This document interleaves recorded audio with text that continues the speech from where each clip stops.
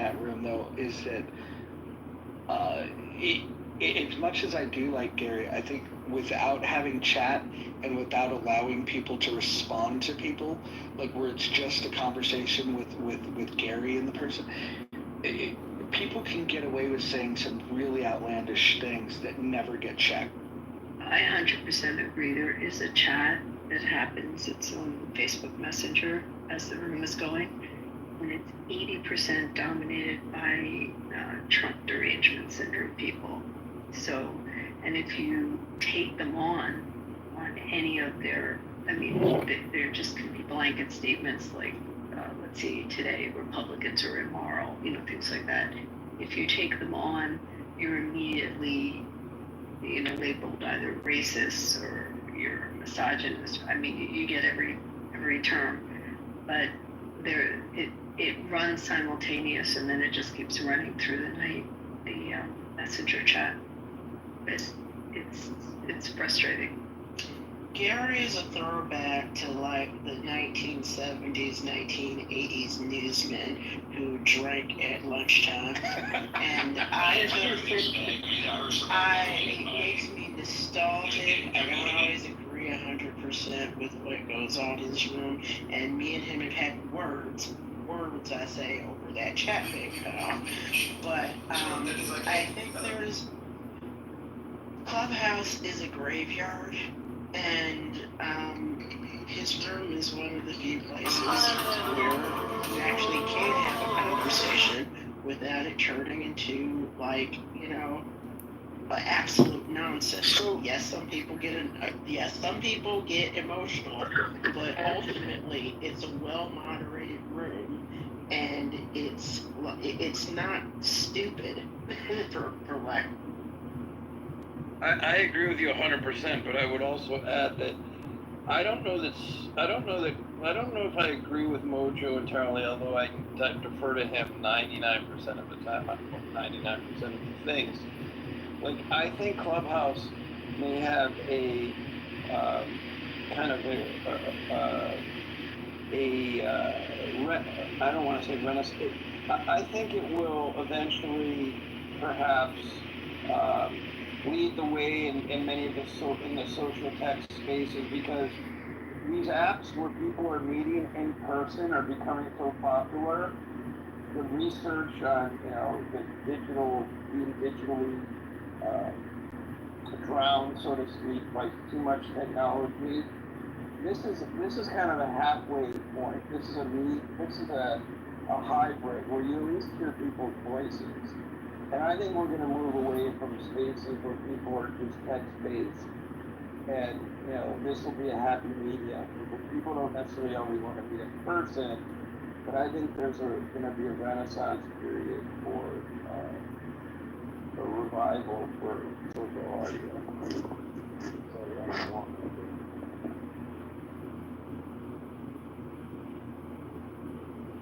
Yeah, I don't think so. I think social audio is going to be thought about like as the way that we do about like adult videos, theaters that used to exist. I'm sure they exist in some parts of the world, but they used to be all over the place, right? And now you could just talk about, hey, remember the time. And I think our experience on social audio, we will probably look back and go, hey, remember when there was this thing where you could get on and you could like be around a bunch of weirdos and you could yell at each other and you could, I mean, if you think about the full range of experiences on here, there's people that are sharing legitimate good information with people that benefit them in their life. I mean, shit, I've been in rooms where, and I'm not just blowing smoke up Todd's ass because he's on the stage for the first time in 1,000 years, but Todd's talked about nutrition in rooms where I'm like, does this guy know what he's talking about? And I'm fucking Googling shit, and I'm just like, yeah, this guy's fucking smart. And like, and so some of the things that people bring up, you can incorporate in your life because like somebody said something that you weren't even aware was a thing, and like the nutrition thing's just one of them.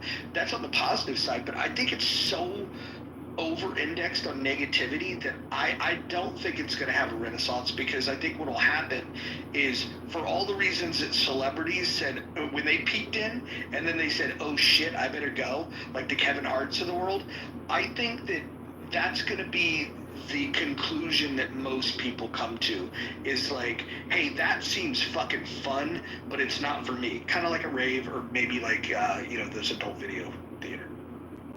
Well, how long do you think people have to log into a social audio app like Spaces or Clubhouse to really get the gist of what it's all about? Like, do you think you can pick it up in a month if you come regularly? Do you think you have to spend a couple years where you see it evolve over time and see how things change?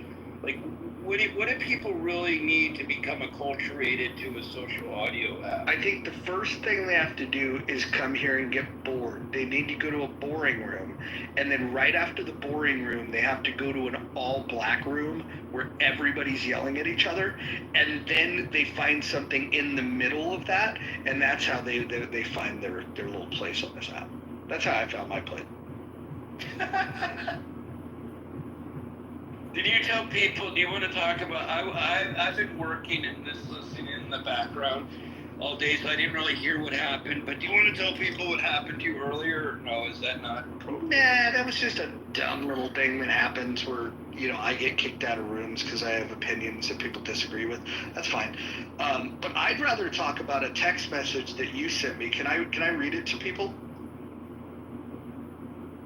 Dr. Jordan? Wait, which text message?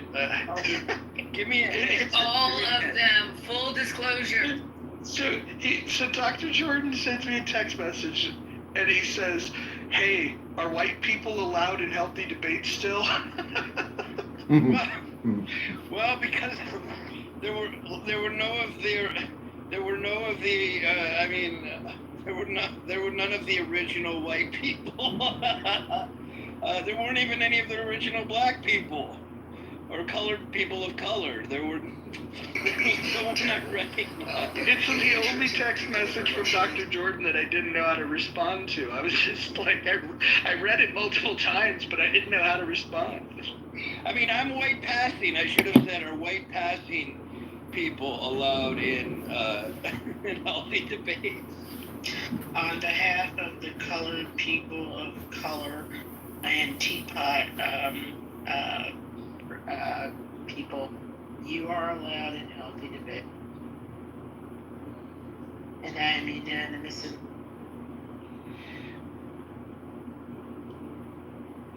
But be careful criticizing Israel, you might get trouble with the law. First Amendment. As you fucking... Facts. Hey, Pamiri, why would anybody want to wish any ill on Israel? No, it doesn't matter. Israel, Mexico, Japan, First Amendment. What about the First Amendment? I know there's people recording. I know you can get in trouble. They can label you anti-Semitic, and it's punished by law. This is all attacks on the First Amendment. We know. How are you going to be punished? If you say something that, for example, you will report me and say that this guy is anti-Semitic, and then you start digging with those lot of documents that Congress signed, which is you say something. If you deny, for example, if you deny existence of Israel, they will label you anti-Semitic and they can get you in trouble. This is direct attack to First Amendment. Somebody here on Clubhouse, allegedly somebody here on Clubhouse got pulled out of their own house and arrested for being on Clubhouse and saying a few things about wanting to go to America or wanting to just get out of the country, period, and not agreeing with the things that were going on with the war currently, and they were yanked out of their home, arrested, and there was a whole fundraiser thing on here for them. Do you guys think this is Hold on, everybody, hold on. Amari, you spoke in generalities, so now I want you to be very specific. Tell me exactly what law and how that would be prosecuted, what you would say, and what you would be breaching under the law. Please be very specific. If you deny, Very slowly, I'm asking you to cite the law. I don't know the law, but if Okay, you deny, so listen, your ignorance is pretty clear. if you deny the existence of Israel, is it anti-Semitic? If you deny the existence of Israel, it is not against the law in the United States to deny the existence of Israel. Is Do I to think be you are anti-Semitic Yes. against the law? I'm going to answer you. I personally think that if you deny that the country exists, it's a state, so I'm not exactly sure what you're denying. The UN resolution in 1947, I mean, what exactly are you denying? But if you have that feeling, I personally think you're a fucking idiot. And I personally, in my personal opinion, think that you're probably a Jew hater, my guess. No, You haven't first of all, broken listen to I'm me. answering you. You have not broken any law in the United States, and you're free to have that opinion. So please tell me what law you have broken that you would then get in trouble. And what does trouble mean? Please define it specifically. No, I have to ask this question. You're the lawyer. I'm asking question, and if you could answer. For example, I'm not a Jew hater, but if I was, is it against the law? No. You can take your swastika and march in my neighborhood, and it's legal. Do you understand what I just said? You can walk around my neighborhood. You can walk around in front of Holocaust survivors with a swastika, and it is legal in the United States. But what are you talking about? But are you only referencing the United States, or are you talking about other countries? Hillary, Skokie, I'm referring the village of Skokie versus a white socialist party. You can look up the case, very famous Supreme Court case. It is illegal in the United States to feel hate or allowed to hate in the United States. It's not against the law. It is constitutional. And then we have a very, very famous Supreme Court case where a bunch of Nazis marched in Skokie, Illinois, which is where it was a community where a lot of Holocaust survivors lived. And it was constitutional. So please tell me what you're talking about. here. I will pull out all those 22 bills of something they signed in the Congress, go through them, and then come back and ask you questions. Sure, go ahead. Yeah, I think that'd And be right.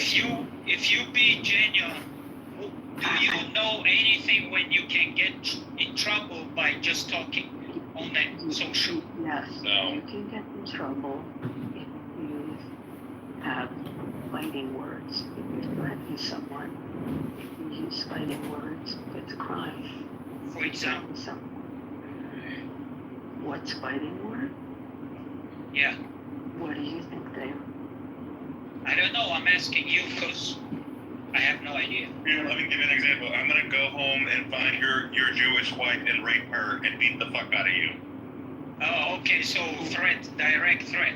Yes, that's not if protected under we- our Constitution. What if I tell you I'm recording you and I'm gonna find you? If it is credible as a threat, and if you have the ability to do that, and I am in imminent harm, then it could be something that would be considered a crime. Because that's Anything involving causing harm to yourself or others that puts anyone in an actual real threat, or harm on a child, potential harm on a child, you're gonna get singled out for it. You can be arrested for Well, it. hold on. So the characteristics of fighting words, they usually are aimed at a specific individual. The speech must be so offensive that it would provoke an average person to retaliate immediately. And then there's a face-to-face context component where fighting words typically occur in close-up, in-person confrontations, not through social media or political protests. But you can be threatened by social media. You can threaten. Yes, you can, but that's something. That's not the provoking nature of fighting words. Threats are illegal no matter if they're delivered by carrier pigeon. So Oh my my god, I want to carry a pigeon so bad right now. Come on. To carry out my threats.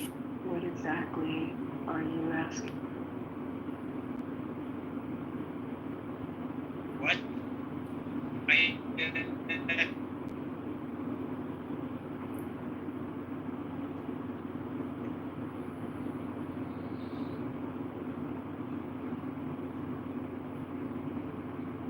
Amari, don't threaten anyone on social media. It's probably not a good idea. And definitely don't threaten anyone that's in public office. Yeah, Trump won't let you in the country. So what was this person that was supposedly arrested on Clubhouse for saying something? What happened? What's the story behind it? I'm not sure all the details because I didn't care enough to really ask. But it was basically somebody who was on here who was in Israel and this guy on here was talking against Israel or something along those lines. Wasn't supposed to be on social media. I don't know why. And so yeah, it was talking against the war and it was shit like that. And then apparently the person a couple hours later was pulled out of their home and arrested. So Hillary, you're a pretty bright woman, don't you think there's probably a shit ton more to that story? Oh, I know there is. Then that's why I prefaced it by saying I don't know all of the exact details. I mean, that doesn't. You'd have to know the story, but there are people that have threatened other people on this app. I mean, I know one person that's sued for defamation, and there have been people that have threatened other people. Let's hear from Riaba, who I take it you don't like Zionists? No. What's your grievance with Zionists? Well, they don't like Americans. Well, I'm an American and I'm a Zionist. What are you talking? Well, so what? Like you say, you're a Zionist, like of what? But like of what degree? Because I'm speaking mainly of a particular entity that controls really both political parties, really. Interesting. So I guess you don't know the definition of being a Zionist. I just simply believe in the Jewish people's right to self-determination and the right to have their own state. Just like I would believe that Japanese people should have the right to Japan, or Spanish people should have the right to Spain. But go. Yeah. And those people should have the right to Indo. There are many types of Zionism. Well, that's what I'm saying. I mean, there's like you might consider yourself a Zionist, right? And you're an American, but you're putting America first, right? Wouldn't that be your? I'm definitely I'm an individual first person.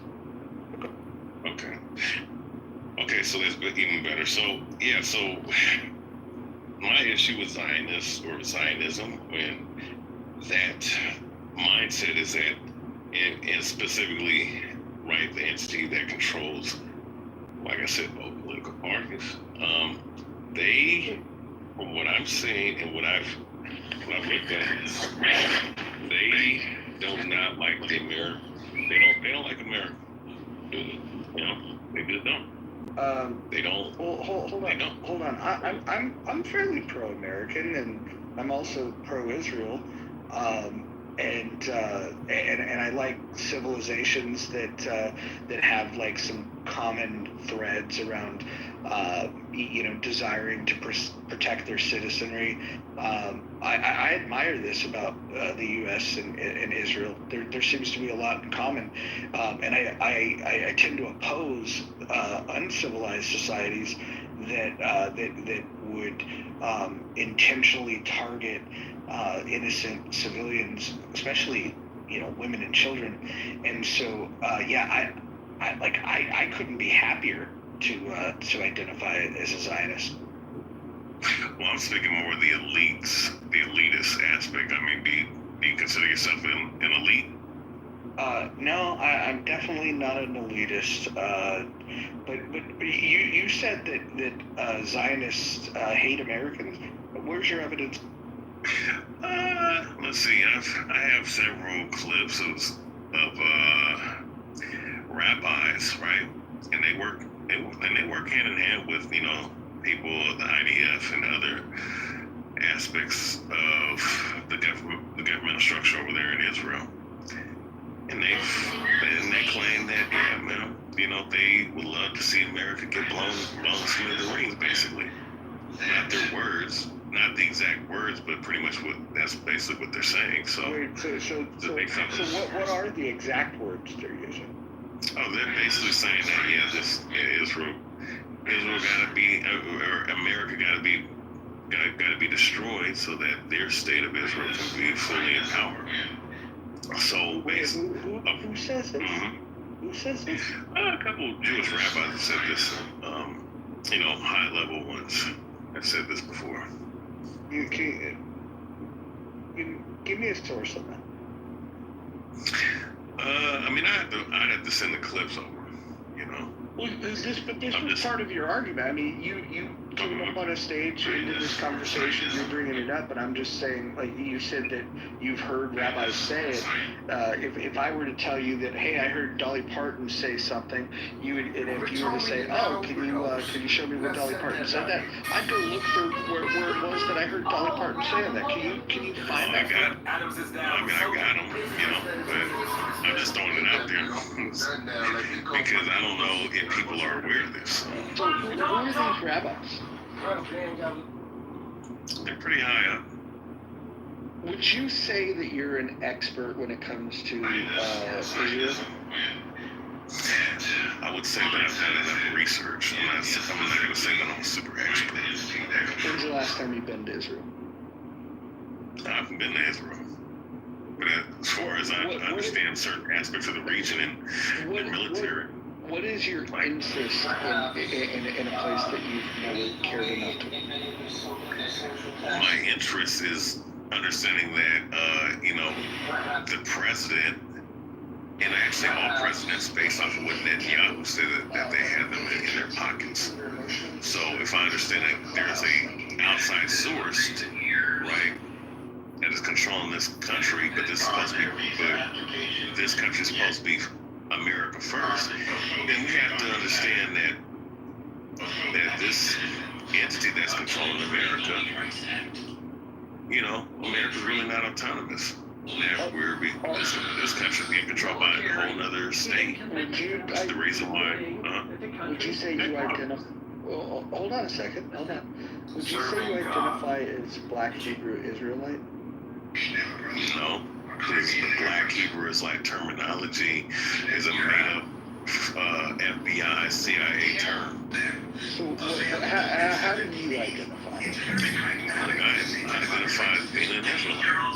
I can't say Black Hebrew Israelite. Okay, so forget about Black. Are you Hebrew? Yeah, I'm an Israelite. Okay, how about this? Why don't you tell me your favorite verse of the Torah, but read it to us? Wait, say that again? Take your favorite verse from the Torah and read it to us in Hebrew. I mean, I can read it in Paleo Hebrew, the original Hebrew. I'm not going to read it in the Yiddish/Syrian Hebrew.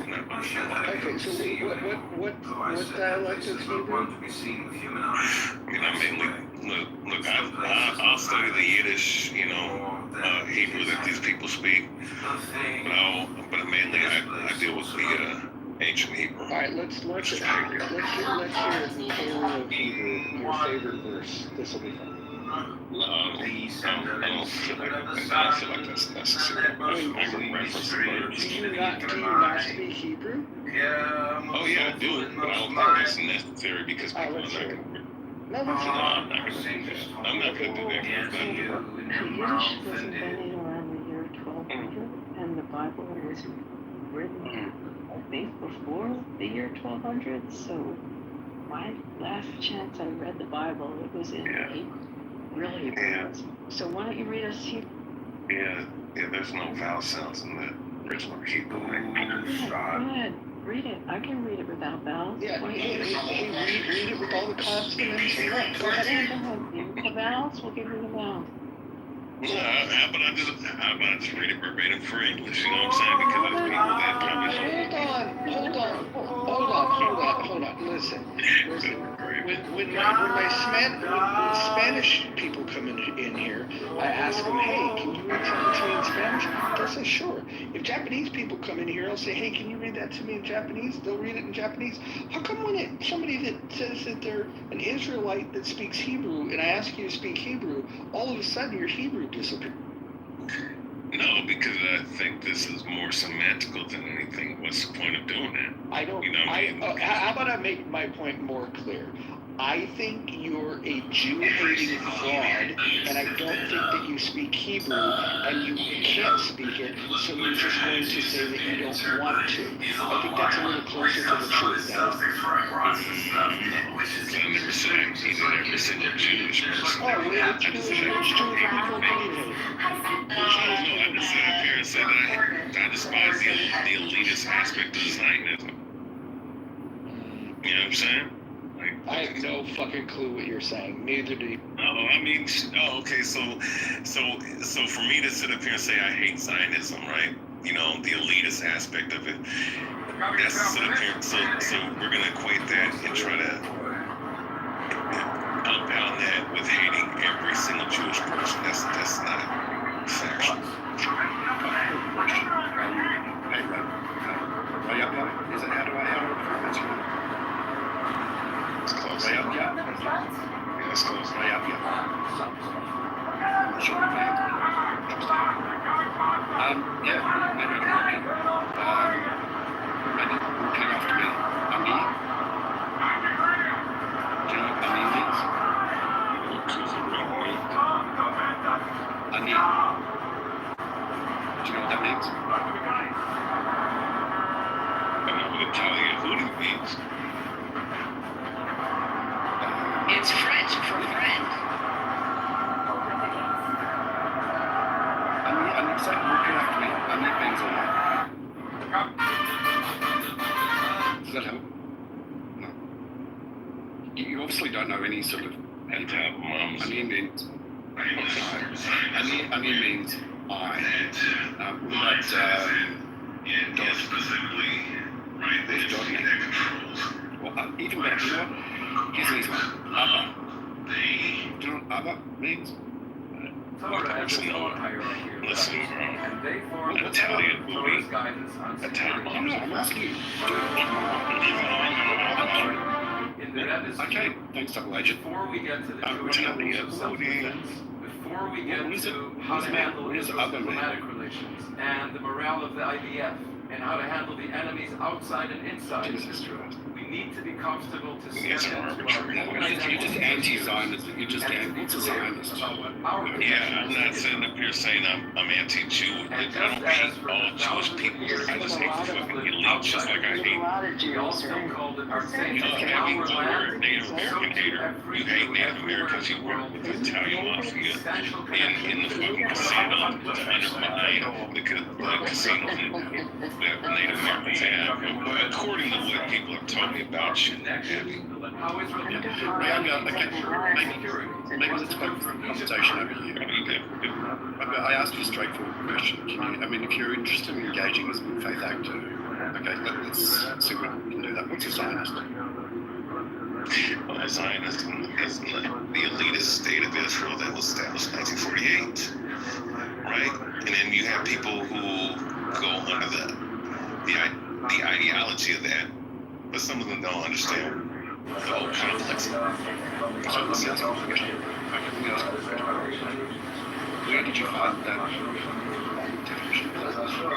No, I can break it down for myself. I don't need to go look up the definition of anything. To be honest with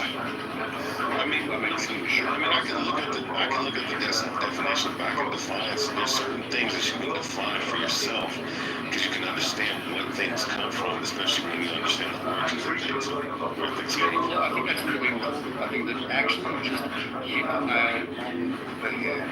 Okay? It is really important to be able to understand the etymology, where the word comes from, what it actually represents, when you start using the word, which can actually be really highly offensive and inaccurate as well. And that's why I'm asking you, like, if we're going to have a conversation, let's have some common ground, at least. So you've made up a definition of what Zionism is. What if I was to make up a definition of what a black Hebrew is? You know, I can say, well, it's actually just a cult, a nonsensical cult that hates Jews. Okay, that you wouldn't be too happy about that, would you? I'll answer a question. You wouldn't want. Well, okay, well, you can care about it. Well, I'm not attacking you like that. I'm just giving you an example. Okay, and I can make up some information. I can say, look, I mean, these Hebrew Israelites were just started by a couple of criminals who were just Jew haters. And just wanted to be able to create a cult. But I'm not going to say that, of course. But you see what I mean? It's just so important to be able to find definitions, which is exactly what you say of what Zionism is. And you're being incredibly, I think, intellectually dishonest,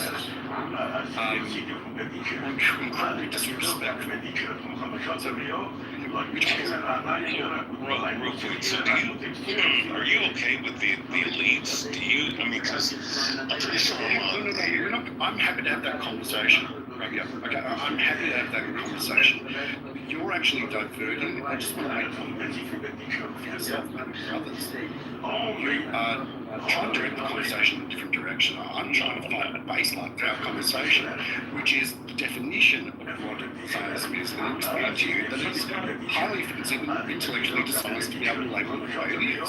So why is it that you can espouse to be able to be a good interlocutor and appreciate that there's a need to be able to get to the root and the understanding of the word, but when it comes to Zionism and 95% of the Jews identify as being Zionist, that you feel that you have the license and the gall to be able to say what it is without actually understanding what the meaning is. Tell me why.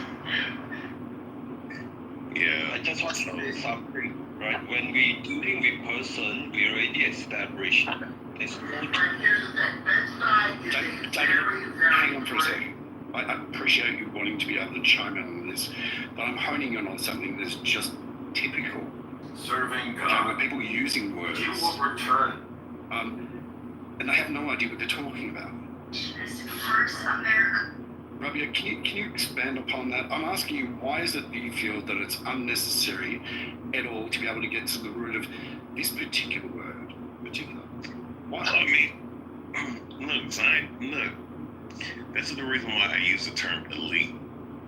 Because anybody can be a Zionist from a certain specific standpoint. I'm targeting. You can't, hang on, wait, I'm going to shut you up, okay? Because you're not going to do this to me. You're not going to waste the time, effort, and energy of this fucking room. Pardon my French.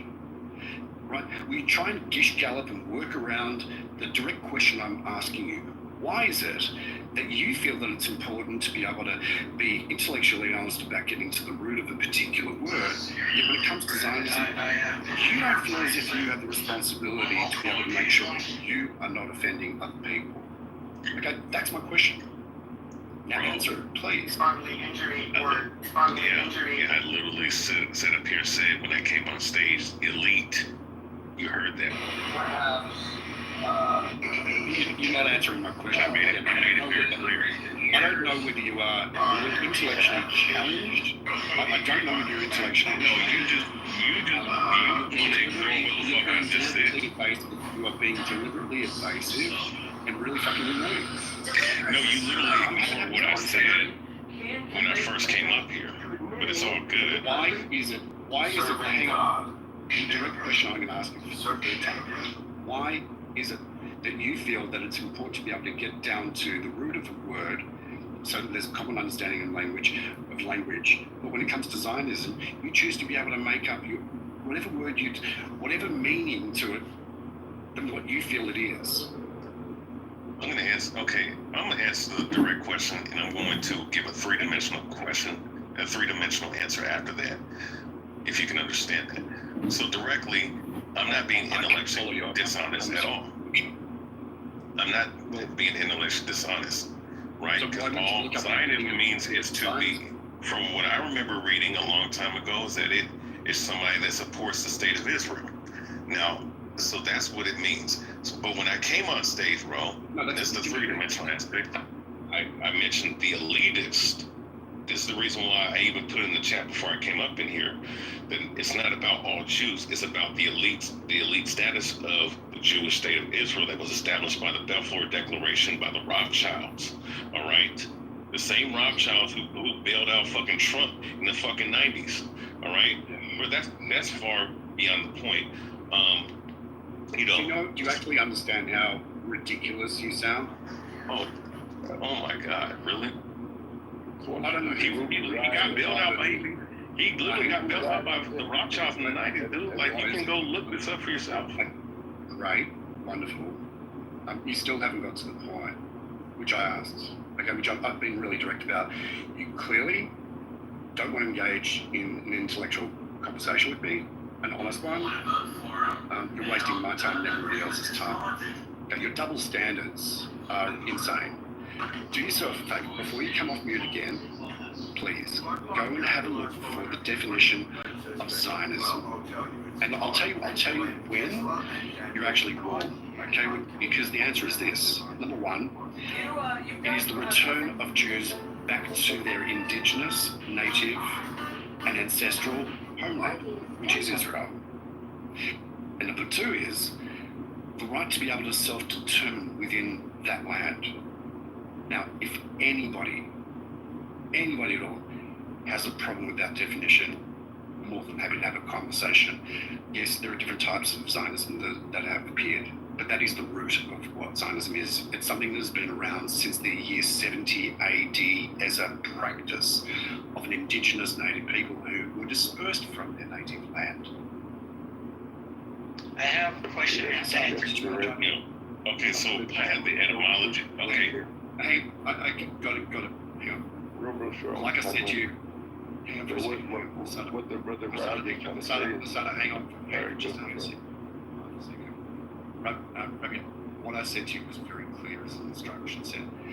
If you come off your microphone, okay, and tell me that you can disagree with that, then that's fine. I want to see the reason. Okay, but until that point in time, you're not going to waste the time, energy, and certainly not. It would be excruciating levels of pain for people to listen to. Yeah, thank you. Sheriff of America. I was going to be real short. Now, based off the definition you just read, you don't need to be a Jew to support Zionism. That's what Robert was saying. A lot of the elites in the world support Zionism, and they're not Jews, because they also believe in the protection. Well, another thing part of Zionism is also you believe in the protection of the state of Israel as well. You support the protection of it. So what do you think the American government giving money to them every year is about? Do you understand? So that was the question. That was the question. Do I understand? Okay, what I understand is that you've used the term elites. Okay, sort of pointing towards there's a hierarchy of individuals that are elite Zionists. Let me tell you something. There's no such thing. Okay, 95% of Jews are Zionists. When you're referring to Zionists, you're saying the Jews. Okay, on the whole, yes, there are people who are not Jewish who are Zionists as well, absolutely. And there's a number of them, thank goodness, who are clear in mind and understand the benefit, why they are actually in favour of supporting an indigenous native people who want to be able to return back to their homeland. I don't see what the problem is. Anyway, Marshall, welcome back. How you doing? I'm good. How are you? Hey, Marshall. Let other people speak. Howdy. Hey, Bima. How you doing? Hey, Ro. Hey, everybody. Let other people speak, but when it talks about Trump and his bailout in the 90s, I mean, my firm represented him back then. and there was like 7 banks involved, and it's leveraging them out of the Trump Castle and the Taj Mahal and Citibank and Chase and the banks. There were no Rothschilds. It's comical when you hear people say that shit. He kind of doesn't understand. So good to have you.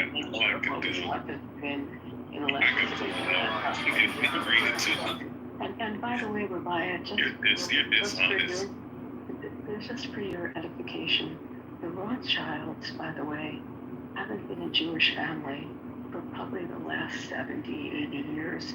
There's maybe one Jew left in the family at all. It's a Christian family. So the international banking cartel, Abby. You brought that up, not me. They're not Jews anymore, Rabia. They're not. It's an honorary Christian family, and Trump didn't get bailed out of the Rothschilds. I'm not triggered at all. It's just a subject I know firsthand. He didn't get bailed out by several different banks. There's about 7 lenders on the deal.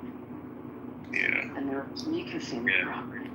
That's not the information I have. One of my buddies knows. Wait, hold on.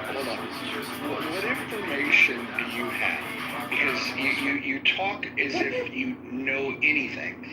You claim to be Hebrew. You don't speak it. I'm just curious. Can you tell us, like, if we wanted to educate ourselves, to be fully educated, like you are, in the Scientology of the hood called BHI, what book should we read that would help us learn what you've learned? Let's see. Well, I can give you a couple of Luciferian books, what I'm saying, that these people study, but, it's all good. But you want to sit up here and talk about BHI. I want to know where did you get your information from? I just want to understand where you, is this, are you getting it from the street corner prophets, or are you actually reading a book? Maxwell? Have you ever heard of Jordan Maxwell? Yeah, let's quote him. Give us a book that we should all take a look at from Jordan Maxwell. No, not a book, huh? You had to Google it. Amazing. No, I'm just laughing. Because this, this shit is funny to me because it's like the information is readily available. Interesting. Hey, how about this?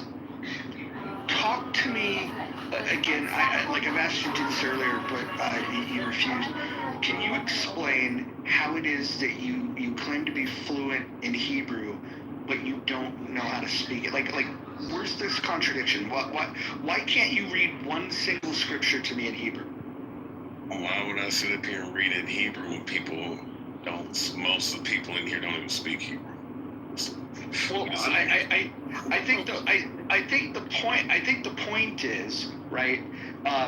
Like, if I were to ask somebody to sing, right? If they knew how to sing, they would sing, and if they didn't know how to sing, they wouldn't sing. And so what we're really validating is that you don't know how to speak Hebrew. It wouldn't matter if we knew how to sing. We could just listen to somebody sing. So we want to listen. We want to listen to you, Dr. Jordan. You have to mute yourself.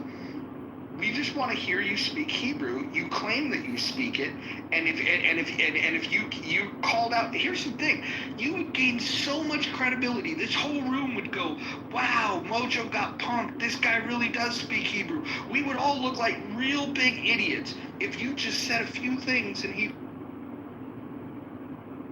There's no point. Yeah, so you don't speak Hebrew, clearly. Oh, I do.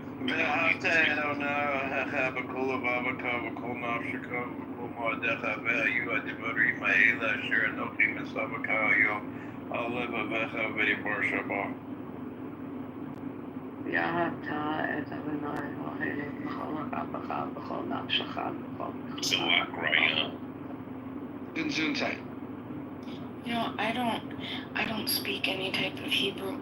I'm actually just a pretty dumb American.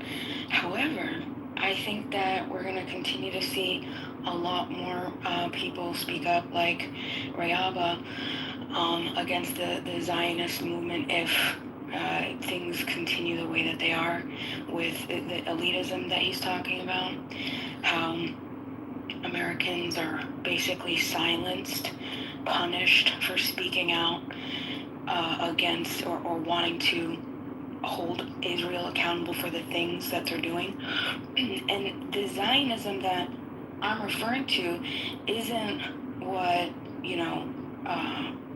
Mojo Jojo, what he was referring to, right? Like self-determination, yeah, I support that for anybody. But for any group of people, what I don't support is, like an ethno-state. I don't support particular people using crazy injustices to accomplish those things, right? Displacement, disenfranchisement, what's going on in Israel right now. You have Israel surrounding a 20... Sure.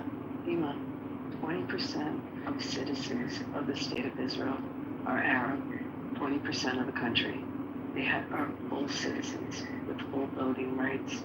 They serve in the government. They're ambassadors to other countries. They sit on the Supreme Court. They have full citizenship. That's Israeli citizens. 20% are Arab. So when you're talking about it, you have to be very clear, because within the country of Israel is a democracy with full citizenship rights of all nationalities. Now, if you're talking about your feelings towards a country that's an ethnic state or a country that is controlled by a religion, I would tell you to look at the 57 Muslim countries in the world, or the Anglican Church country that's up in the top part of Europe. I mean, I'm not sure what your beef is. If it's a religion controlling a country, it's 57 Muslim countries. However, within Israel, proper within the nation of Israel, there are 20% of the citizens that are Arabs. They fight in the army. They're lawyers, they're doctors, they're on the courts. I mean, I'm not sure what you're stating, but it's not within the state of Israel. Yes, so basically you're saying they're Zionists. Excuse me? You think you proved the point from the beginning. The guy, that's why he read the definition of Zionism. And the point of the whole conversation from the beginning was, you don't need to be a Jew to support Zionism, to be a Zionist. That's so correct. Thank you for reading us the stats on that. There are 10 million evangelical Christians in the United States that are Zionists. 10 million. That's a fact. Evangelical Christians. They're amazing Zionists.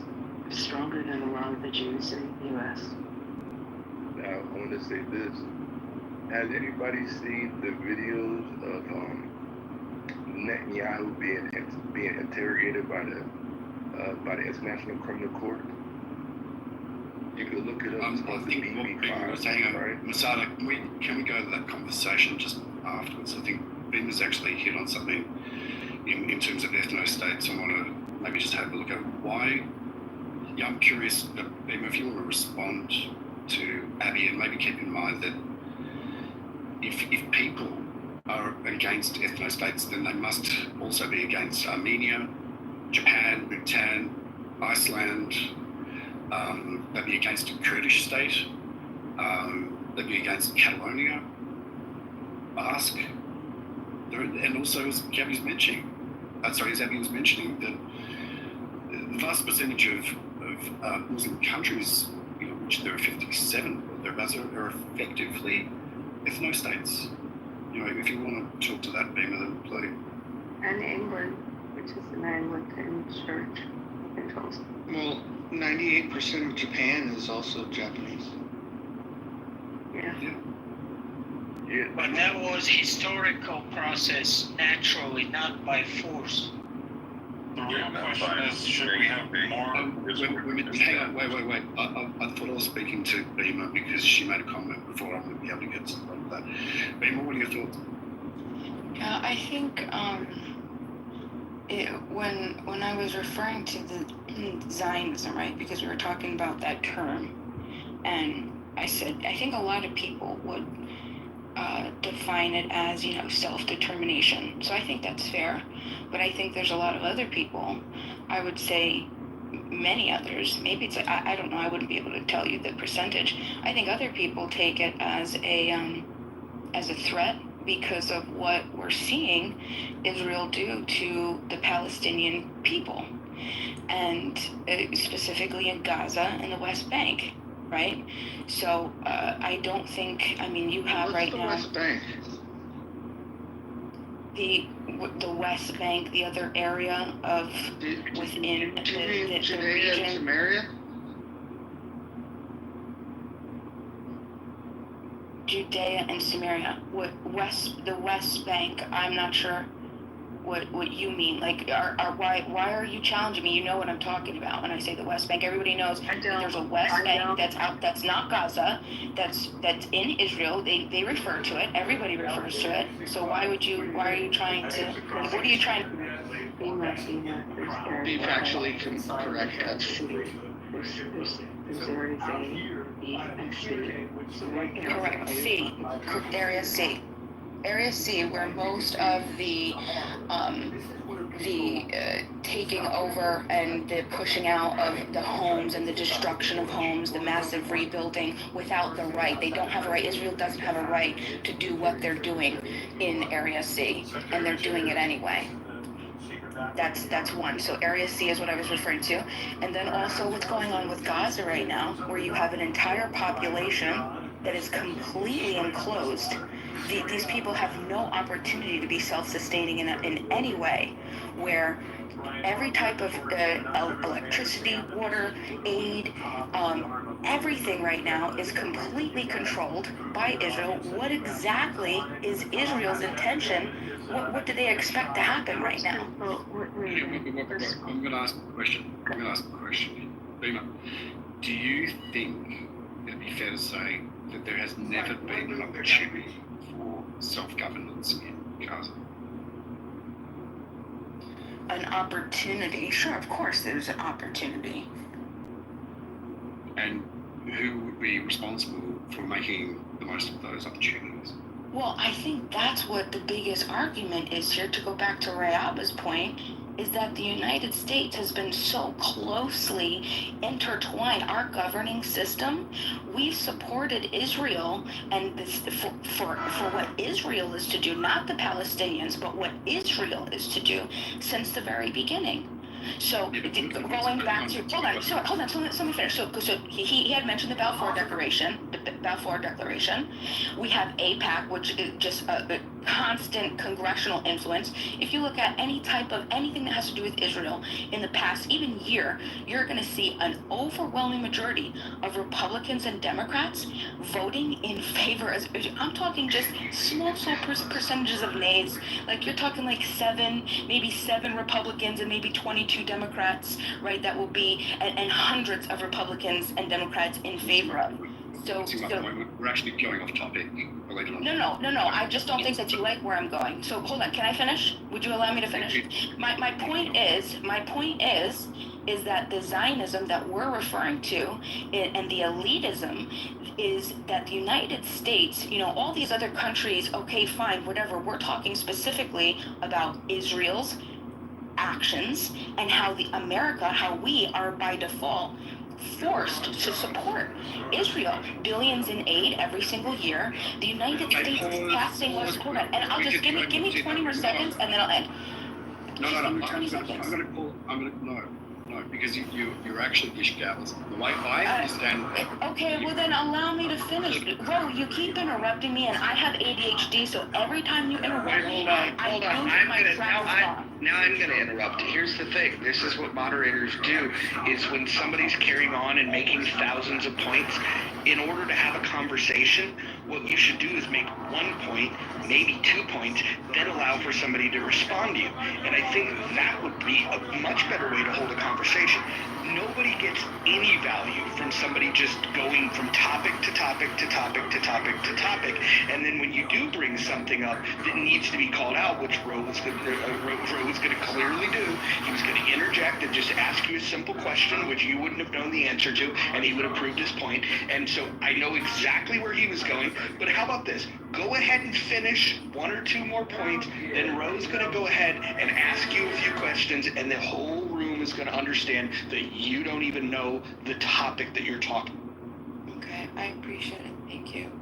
So all I'm saying is Ray was talking about the elitism, and I want to say that I think that is 100% what most Americans have issue with right now, because of the connection that Americans have by default to supporting Israel when we don't want to. We have to get right now what we're seeing, billions in aid that we have to give to Israel every year. The United States is passing laws to punish Americans who are boycotting Israel. We have the blocks on international efforts if we want to hold Israel accountable, and that's, I mean, like you see what just happened in Florida, right? People losing contracts because they refuse to sign contracts to say that they're not going to boycott Israel. Was this your idea of 1 or 2 points? No, this was just my I'm trying to connect the elitism and Zionism together. I'm trying to say that when I'm talking about Zionism, I'm talking about what Israel is doing to Palestinians that Americans do not support, and the tie of our force to continue to support it through legislation, and then also our own punishment as Americans when we choose to boycott Israel. See, I'm going to point something out here, okay? Beamer, why I was trying to stop you like 5, 10, 15 minutes ago, whatever it was, because whether you realise it or not, and I've got a great deal of respect for you, I really enjoy listening to you a lot of the time, but you actually took the conversation in a direction, although I understand the direction you went in, but it was actually curtailing the question, the initial question that I had asked. And that was, has there been opportunity, and if there has been, whose responsibility has it been to be able to make the most of those opportunities within Gaza? You've just galloped, and I understand the reason why you want to be able to connect, Zionism and elitism, which is just, I mean, this conversation and what you're doing is actually falling into a paradigm which everybody else wants to be able to enforce upon Jews and Israelis and Zionists. Okay, it's really you've got to be. No, you can actually just hold off for a second. Okay, just let me finish what I need to be able to say.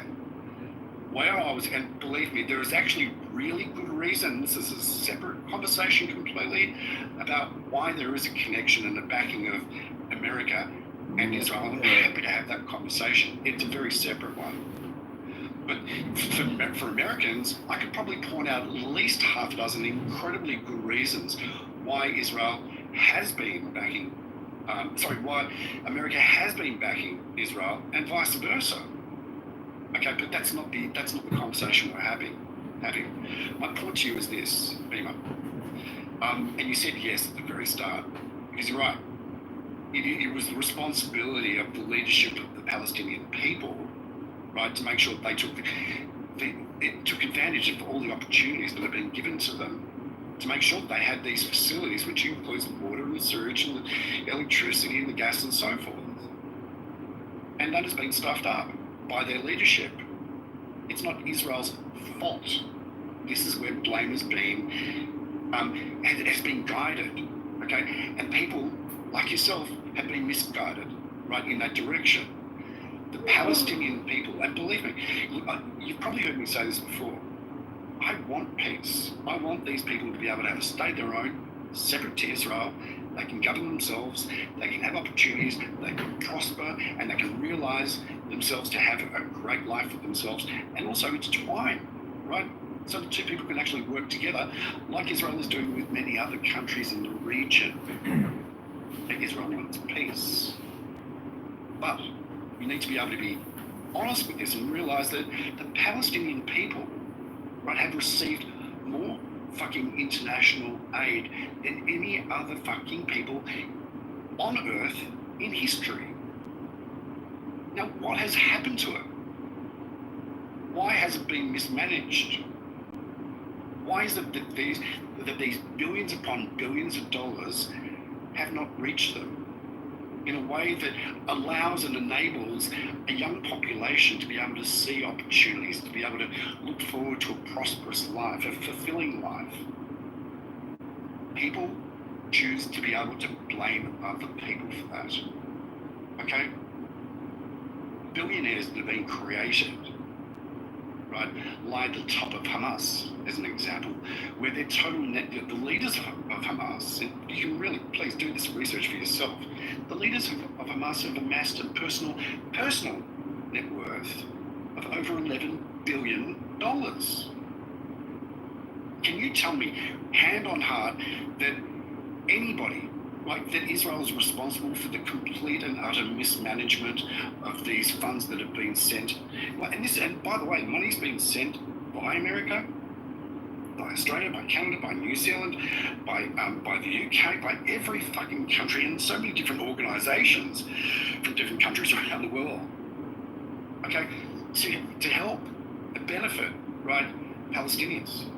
The blame has to go on two different spaces. Okay, one, okay, is the leadership of the Gaza people.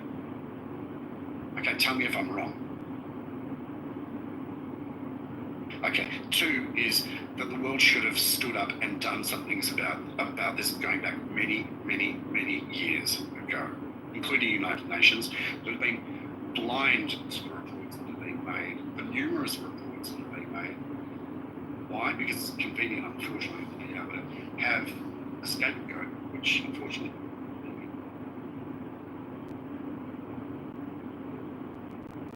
Well, I think that's what the entire argument, that's the argument that I'm making. I don't think that if you go back and forth if you were to steel man any type of house. Where you were going was, it is like America is supporting, okay, this problem, okay, and that America shouldn't have Israel's back. That's where your argument was going, and that Israel and America are responsible, okay, for the shit show which is Gaza. That's where you're going, whether you realize it or not. Well, I think that, and that might be true. That is probably where I'm going. I don't believe that Americans should be punished for wanting to have a say in the Palestinian and Israeli issue, especially after, like, we're constituents. The bills have to be paid through the constituents. So for half the union to have a bunch of laws that don't allow Americans to speak out against what Israel is doing to us, I think that's a problem. That's just an American problem, but that goes back to the elitism, and then that ties into what I would consider what people have issue with Zionism, because the Zionism isn't necessarily this this neutral or even a positive self-determination. What we see, people. So the Oslo reports, because we talked about. Listen, you're grabbing the definition that you feel is a populist definition, and thereby trying to be able to, thereby falling into a paradigm which is false. Well, I'm not. It's not. Well, when you say populist, you might be right. You might be right about that, and because you're correct. It's what people, but that's how humans, they communicate, and once they understand and see and conceptualize things that with patterns and objectivity, they're able to draw conclusions. And if wait, I'm going to pause you there. Pause for a second. Okay, so we can all agree that Black Americans, right, were subjugated and forced to be slaves for 400 years. Now, if there was a narrative, okay, that was coming from 70 or 80% of the world's population, which is to say that, you know what, there was no slavery, would that make it so? I'm sorry, I stopped listening once you. I apologize. I got distracted. If you could just focus on just what we're talking about. I don't want to deflect. And can we please, if you don't mind, just stick with the prompts and the analogies. I get lost. The parallel that I was creating, okay, was that if you choose to be able to follow the narrative of the masses, it doesn't necessarily make it true. That's what I was pointing out to you. No, okay, just because right. You know, there might You're absolutely right, but what it comes down to is then where the punishment. That's right. We agree then. Right, but we agree. But let me ask you, do you think that it's right that almost 40 states have anti-BDS, that the House, however many years ago, passed resolutions saying that the people in the United States can't boycott what Israel is doing? Do you agree? Yeah, I 100% agree with that. Yeah. You agree that they shouldn't have First Amendment rights to boycott Israel. That's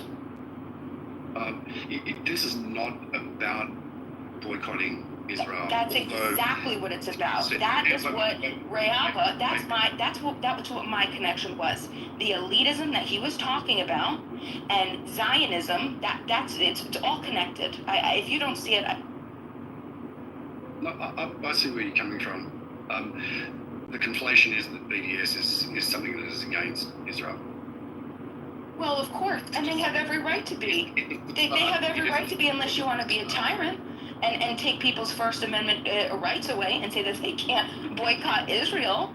I mean, that's ridiculous. Who's paying for this, right? You want to be a tyrant over the American people? That's crazy. Let people be people. Let the market decide freely. Punishments are insane for speaking your mind. I think that's insane. Anybody that supports that is a tyrant. That's crazy. So the same sort of argument. You'd be perfectly okay if swastikas were on literally every corner of the American streets. Would you be okay with that? As long as those people weren't there wasn't any type of force that their taxes had to support things that they don't agree with, because that's what this all comes back to. The American people should have the right to have a free say, regardless. It doesn't matter what it is. I don't care what it is. That's why we have the First Amendment, right? Freedom of expression, right? Bro, can I boycott Coca-Cola? Yeah, you can, but he's missing the financial push. This element of financial boycott common sense as an element. Why not Israel? Over $3 billion given to them. I mean, and no, I think that's $3 billion is couch cushions compared to what the U.S. government spends every year. The people have received more support around the world than any nation or any group of people know, bro. Israel's way surpassed that. The state of Israel way surpassed that. So I don't know what type of agenda you're pushing here. And besides, hang on for a second. I'll tell you the agenda that we're talking here, okay? And that's about truth and justice. That's a lie. That's the agenda. Well, okay, you're conflating the support that an arrangement that America and Israel has together with being international aid. Okay, whether you realize it or not, what transacts between Israel and America is not the form of international aid, like entirely. Do you realize that? Hold on, I'm gonna jump in here because there's a lot of back and forth and a lot of weird shit. I'm a Zionist, and I'm also against all foreign aid. I love Israel to death, but I also think that Israel is a rich country. I don't think we need to give them money. And that's coming from a Zionist, an American Zionist.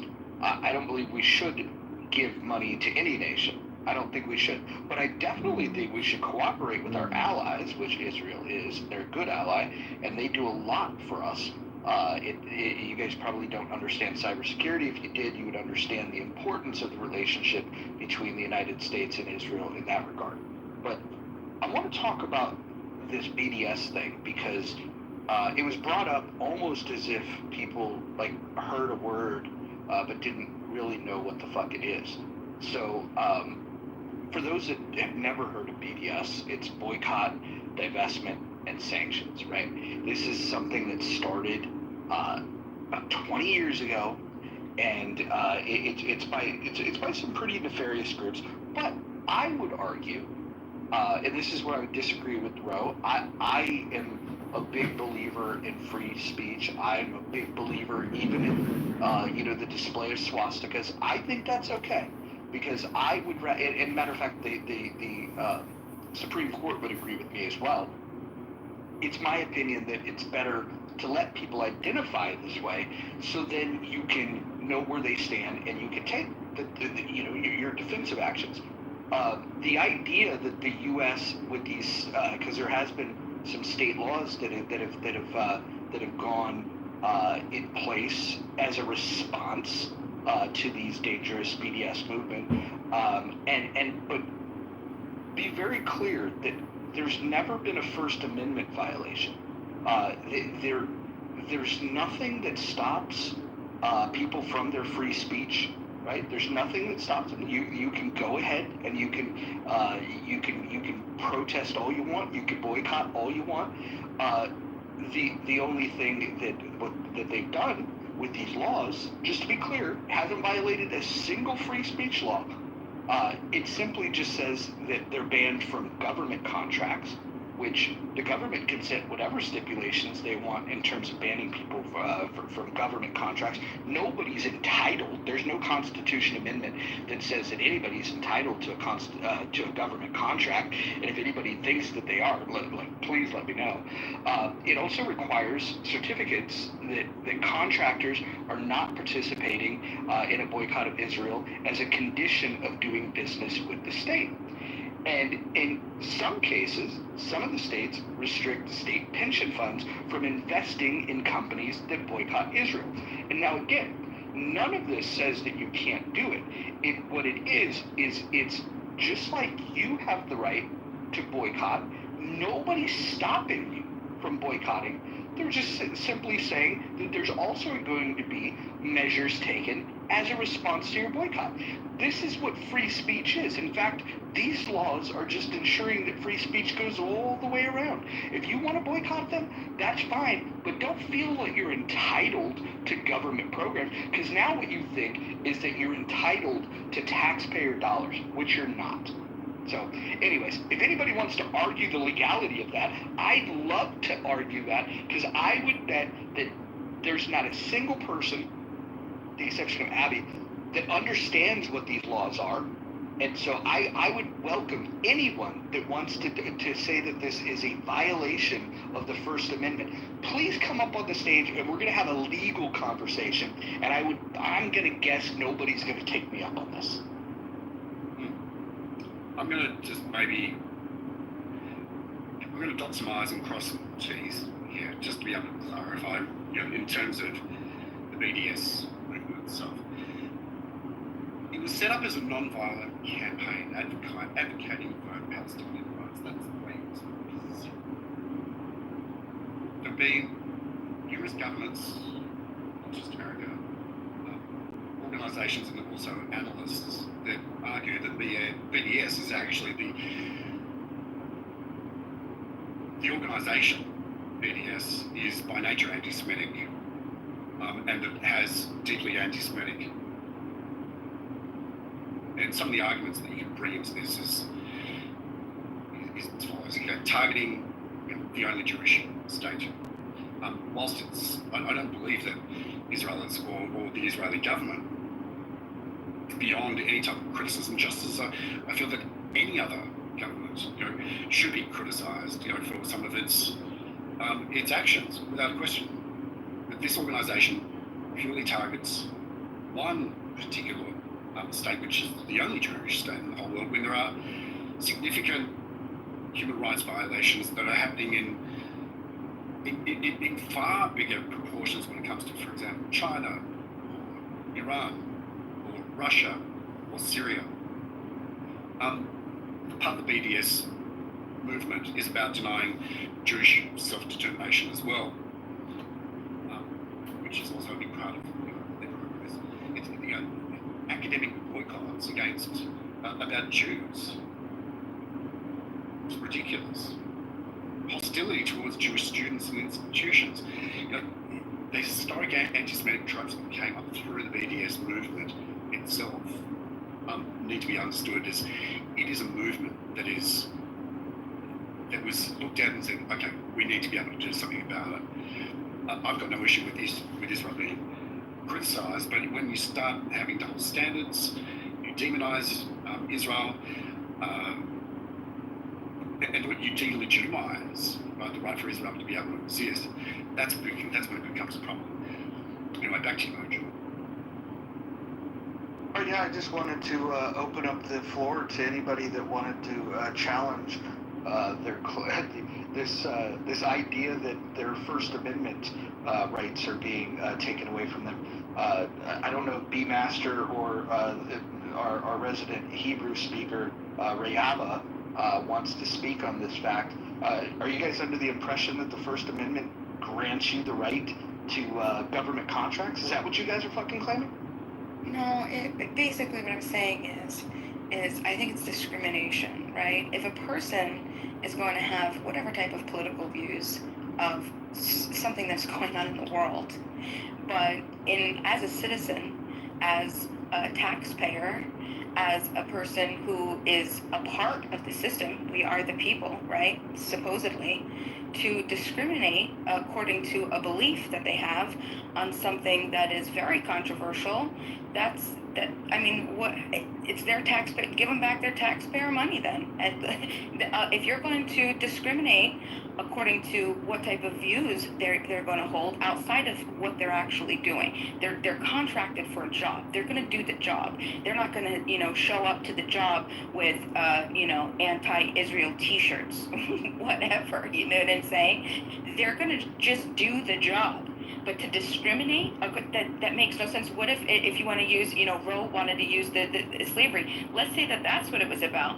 Let's say we look back on this, hindsight in 20 years after the world has finally come to the agreement that what Israel is doing to Gaza is genocide, right? And now it's being taught as genocide. Oh, by the way, people who were contracted, if you were against the genocide 20 years ago, you lost your that's pretty intense. The government does have ownership all the time. Right, but it doesn't make it right, and the whataboutism doesn't make it right either. Congress places restrictions on monies used all the time, and it is right. It's the appropriations process. Right. So then give them back there. So then, Marshall, I understand what you're saying, but what I'm saying is, it doesn't make it right. So then, if you're a citizen and you're a taxpayer, does that mean you want to withdraw your claim that the First Amendment rights are being violated? Do you want to walk that back? Well, what do you mean by that? I'm not following you. Well, you said that BDS groups were having their First Amendment rights being violated, and I'm simply asking if you want to walk that back. Yeah, as far as there's some limits. Well, I was asking her a question. She can speak for herself. I'm not sure. What do you mean by walk back? I support it.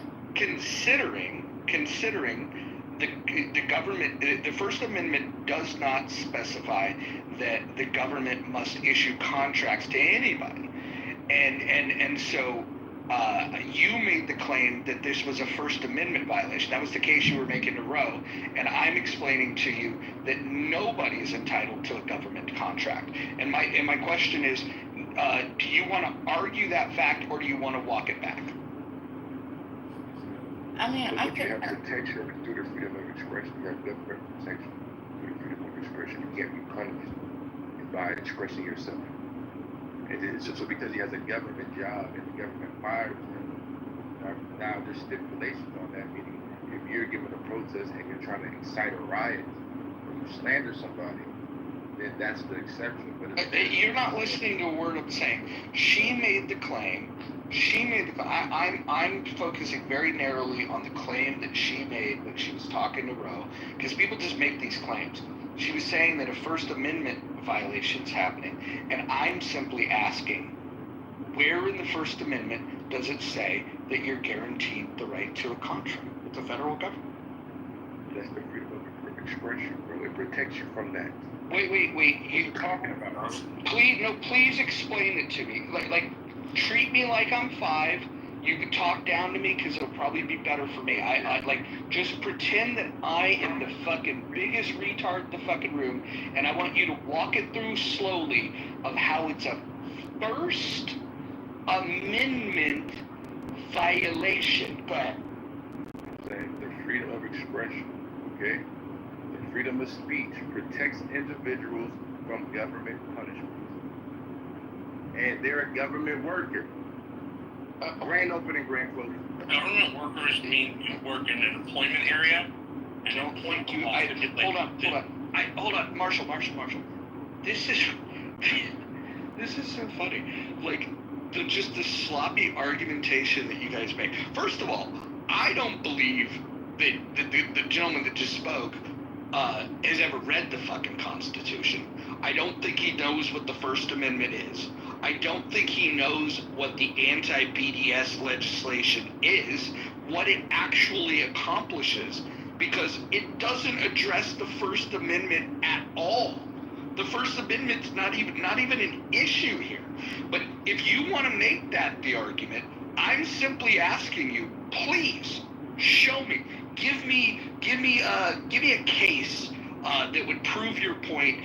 Tie it back to the Constitution without just saying sloppy words. I mean, like, we've been dealing with this all night. We got the Hebrew Israelite that doesn't speak Hebrew and is not an Israeli, and now we got people that want to say that there's a First Amendment. Now we want to hear from people that say there's a First Amendment right that don't understand what the First Amendment.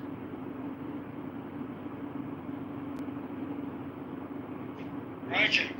Does the freedom of expression protect individuals from government punishment? Not while they're on the job. If you work for the federal government, the federal government gets to tell you what to do. And it's not viewpoint discrimination. But Marshall, do you think that is so?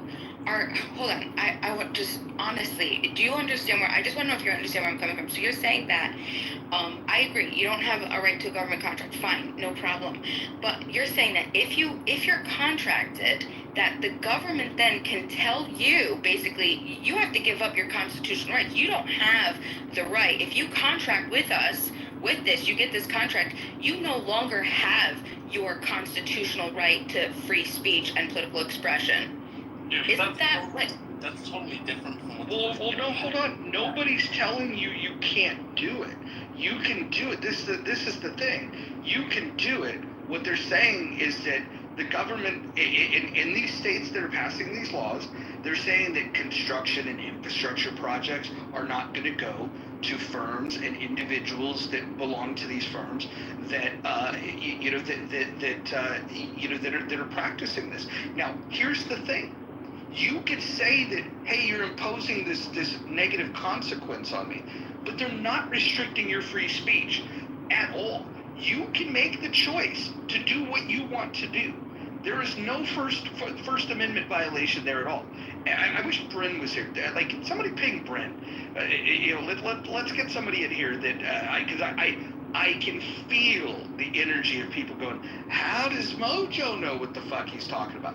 Well, this is goddamn common sense, but I will say that nobody here has given me a case that validates their claim that this constitutes a First Amendment violation. And in fact, the lawyers for these BDS groups are not even making that claim. It's ignorant people on the fucking interwebs that are making those claims. Okay, so you're saying that, okay, if you're a government employee and you protest against the state of Israel in any fashion, you're going to get punished. All right, okay. If you do it during the workday. Exactly. You're going to have to sign this loyalty oath and not give, take fucking, that's exactly a fucking loyalty oath. Otherwise, you're gonna, that's the condition. But hold on. So what you're fighting for is that you don't think that the other end of a contract, this is interesting for you to make this argument, B-Master, somebody that doesn't believe government should exist at all. We're talking about contracts. You're saying that that the other entity should be forced into a contract with you.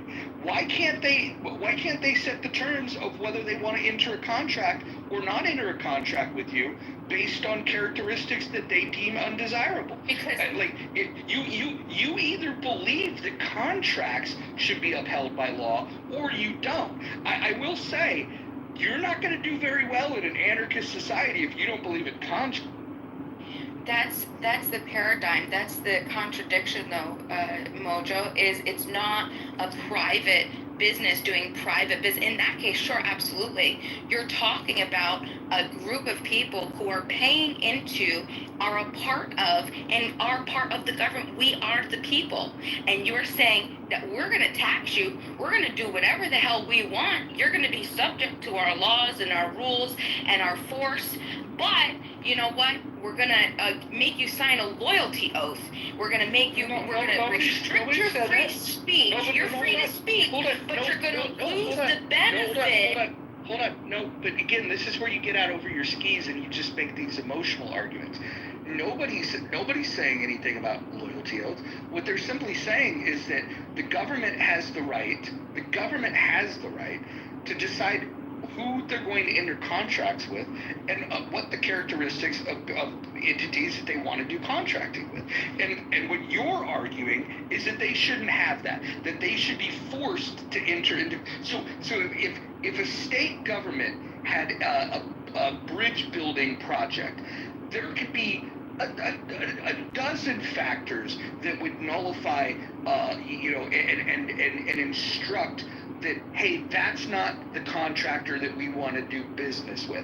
And the state has the right to set these predetermined values, right? And what you're suggesting is that you think that freedom of speech means that you can compel the other side of the contract and force them into a contract with you. I think, honestly, you might want to go back and read every bit of philosophy that you've professed to believe in about contracts and upholding contracts, because what you're saying is that you want to unilaterally enforce a contract with the government. I think that's crazy coming from an anarchist. You're still missing my point of the contradiction. The point is that the people are supposed to be protected. Their amendment, their constitutional, they're supposed to protect them. And that's what, so being able to have free speech, that's their First Amendment rights. So you're saying that you can contract, right? You're going to have to surrender your constitutional right to free speech. I said no, the that's exact. Literally no, what that. No, that's no. literally This what is the that point law that is. you're missing. This is the point you're missing. That's exactly the opposite of what I'm saying. And what this does is simply asserts that the state can make decisions on who they award contracts to.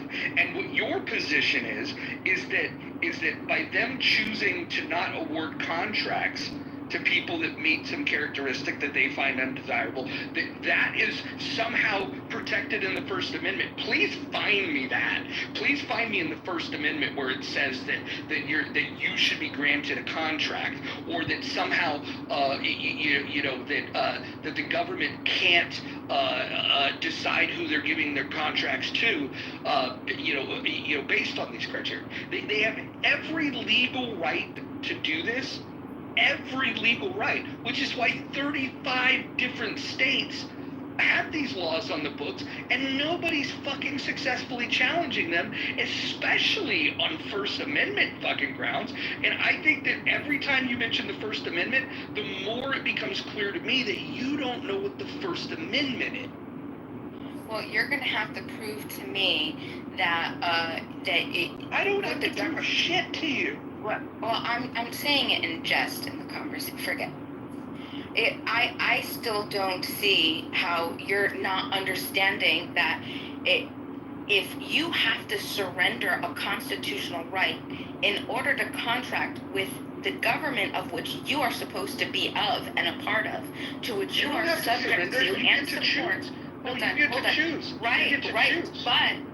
But it's a condition, because you have the they're right saying. to choose. Right. There's all right. kinds But of what they're saying conditions. is, but they're saying that you have to surrender a constitutional right. You don't have They're the right saying to. that, That is that not the the price, way that that Christ, if you decide to speak freely on this, at this hour, that you're at this going hour, to I lose can't your job, debate. and that's coercive and unconstitutional. No, listen, I can't debate with people that don't understand fucking the Constitution. You're trying to extend the First Amendment right to force contracts onto state and federal government. This is not anything to do with the First Amendment. If you want to say that you don't like it, that's fine. But the government didn't pass a law that said you can't boycott. They didn't do that at all. They're not saying that at all. In fact, you do have the right to boycott. What you don't have the right to do is boycott and then demand a contract. If the government says, yeah, we're not giving you the contract, there's not a single part of the Constitution that says that you were entitled to a contract. Not a single part of the Constitution. There's nothing in the Constitution that even alludes that you have the right to a government contract. It also helps to know that the First Amendment it didn't work, I think, the way you think it works. It's to stop the government from compelling speech in political movements. It's not the federal government getting in the way of the law. If you work for the federal government, they can tell you what to do. They can tell you to take a COVID shot unless you don't want to keep your job.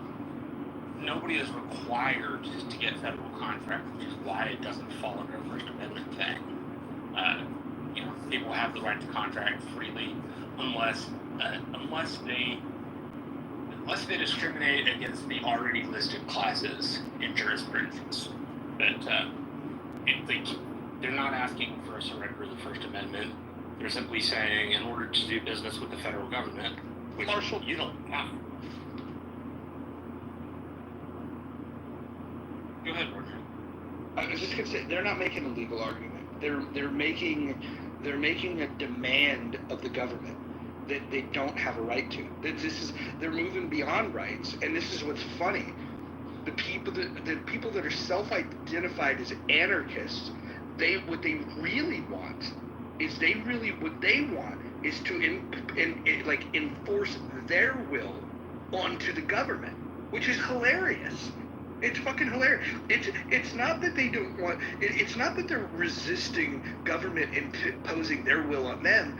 They're quite literally making a demand that the government must do what they want it to do. It's the most authoritarian thing I've heard in a long fucking time, and I'm just fucking amazed that the argument was made by an anarchist. I appreciate all this, the poisoning of the well, Mojo Jojo. It's very, very well done. You do that well. But you're still missing my point.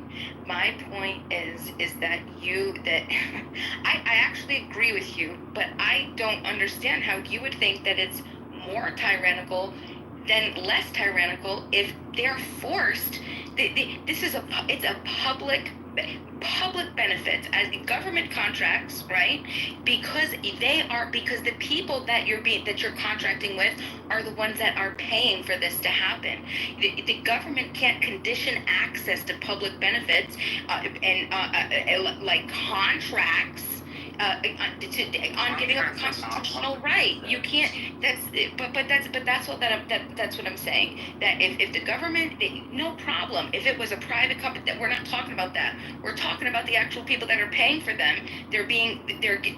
I don't know if you don't understand it. To say that it's, I think what I think is actually happening is that the tyranny the bootlegging is running strong, and then. No, we have to change. Hold on. When it's in someone's favor, of course. Marshall. I think she's right. I think the bootlicking is running strong. The interesting part is it's the anarchist that's licking the boot. I'm playing. No, listen. Again, you poison the well, but you're not. You're and deflection, distraction. I appreciate all the. I appreciate all. I have fans. I appreciate my fans as well. I love you. Thank you. tune in. But I'm not saying that anyone has the right to a government contract. I agree with you. What I'm saying is that if it is a government contract, the government can't deny people a contract because they have a particular political belief on something that has nothing to do with the contract. Yes, they can. No, but they can. They can. And by the way. Okay. And so you don't think that? So just hold that for a second. So do you think that's tyrannical or freedom? You think that's more tyranny or more freedom? Hold on. Not only can they do that, but the bigger point here is that it has nothing to do with the First Amendment. That was my entire point. When you were arguing with Roe, you said it was a First Amendment issue. I just simply illustrated how it's not. And then you're saying the government doesn't have the right to do it. And I'm saying, well, clearly they do have the right to do it. It's a law that's on the books in 35 states. Yeah, and so was slavery. Yeah, let's be clear about this real fast. Like, the protest didn't just spring up randomly in states. Like, it started over there first. It started them over protesting back in 2020, all the way up to 2021, and again in 2023 about Netanyahu and the leadership and what they're doing. So it's not exclusive to America, you understand? So, and they were protesting why? And it was some of the longest protests against Netanyahu in the state of Israel. Masada, let me ask you this. Are you in support of freeing the people from Gaza from Hamas? Alright, so I'm gonna get to that. So what are they protesting over there? They're protesting over there because they had belief that Netanyahu was supporting Hamas and other organizations financially. It was funding them. So now, when the International Criminal Court interrogated him on this, he admitted to it. He said that he gave money to Qatar, the Qatar gave it to Hamas. It's live video, we can see this. Do you understand? So this is why right now he's in the hot seat with the International Criminal Court. They're trying to put him up on charges. Do you understand? So you guys are supporting something that you guys have no clue what you're supporting. So let me ask you this, Masada. You think that you've done all the research and the people that are on this stage have done none of the research? Like you're the guy that knows all of the facts. This is your position. That's not my position. My position is that if the guy Netanyahu said that his own mouth, I financially gave Hamas $1 billion, and he says the reason why in the interrogation is on video. Yeah, man, the reason get his funding at one time. So what are we really supporting here? Well, Israel may have done the initial thing. I think there's an argument to be made that they co-opted themselves with Hamas to get the PLO out. But the majority, like the lion's share of funding, both Hezbollah and Hamas come from the state of Iran. So.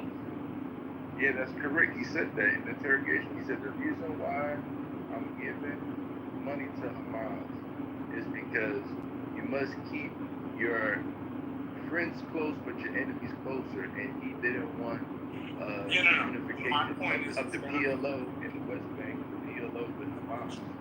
So he tried to keep them separated. My point was, while there may have been some initial funding, the vast majority of the funding over time has come from the state of Iran. Funding from the other side takes up an infinitesimally small amount. $1 billion ain't movie. This is what the word, the title of this is controlled opposition. He tried to control. So how were you funding them the whole entire time? If they're not funding them the whole entire time, that's the You're gonna demonize. You No, understand? So they literally have to set game. themselves the whole time. And that's why you can't just believe in anything you see. There's a there's more layers to this. So that's why you got to be aware of the protests and stuff going on in Middle East. I'm And very some of the protests well over aware. here, but it started over there first. I'm very well aware, like intimately well aware of that.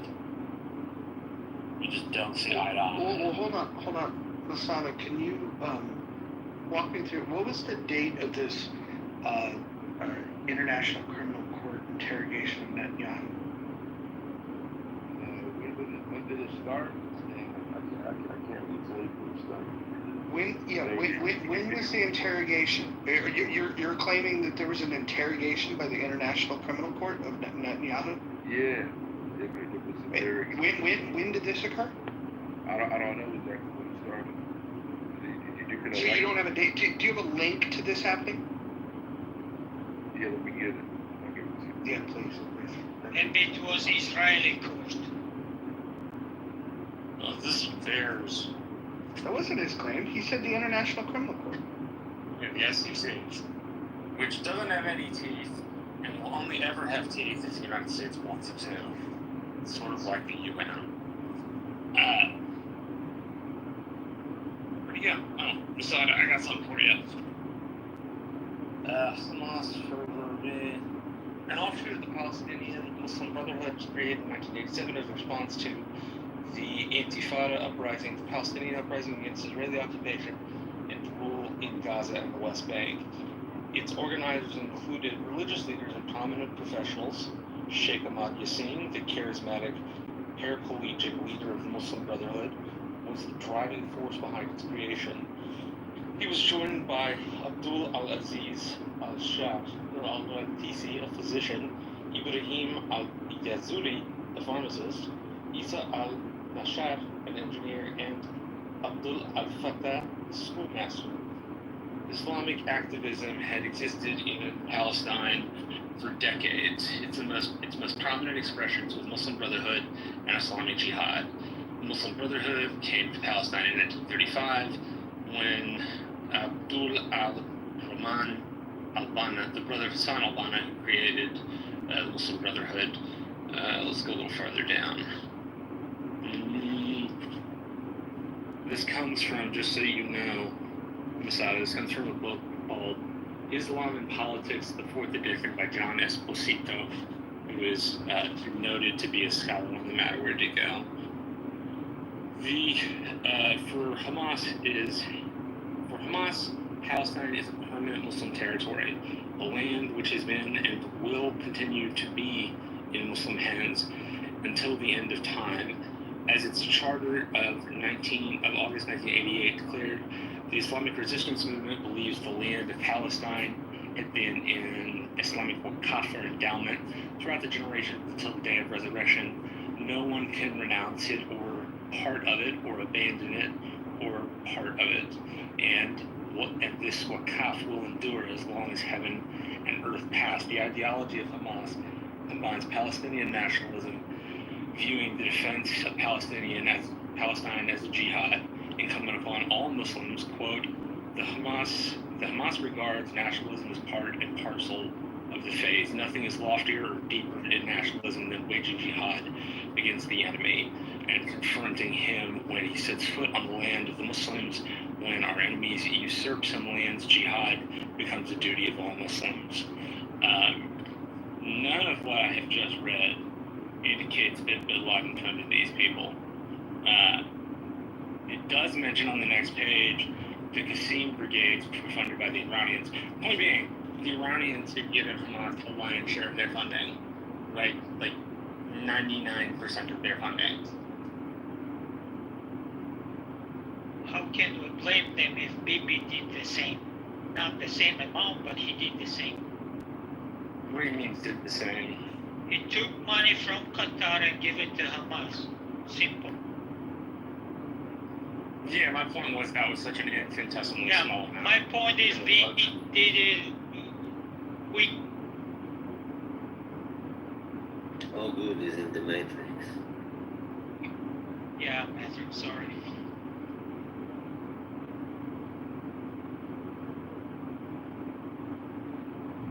So is Netanyahu formally wanted by the ICC? Is there like a warrant out for his arrest? Yeah, but there's also one for George W. Bush and one for, I think, Barack Obama. Well, no, not Obama, but definitely W. The ICC's rulings and stipulations don't affect a damn thing. Like, the ICC has absolutely no teeth to do anything. Member states have to agree to submit the people who want to be punished to the ICC. It really could be viewed as a piece of American imperial statecraft.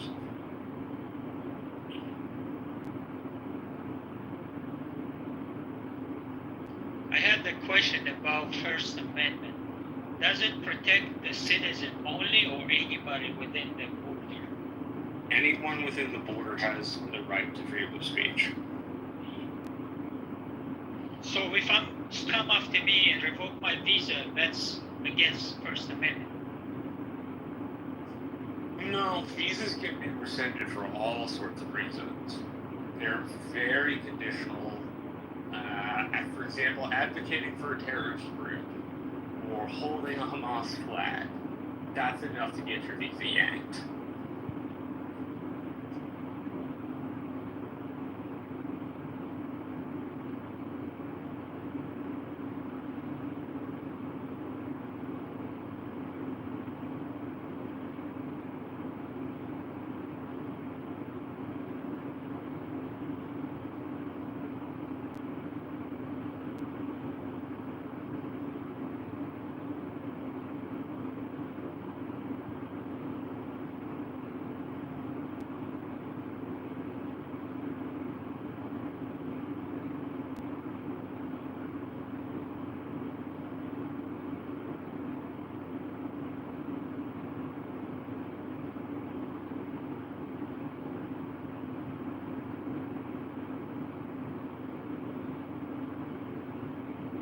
So I did find one case.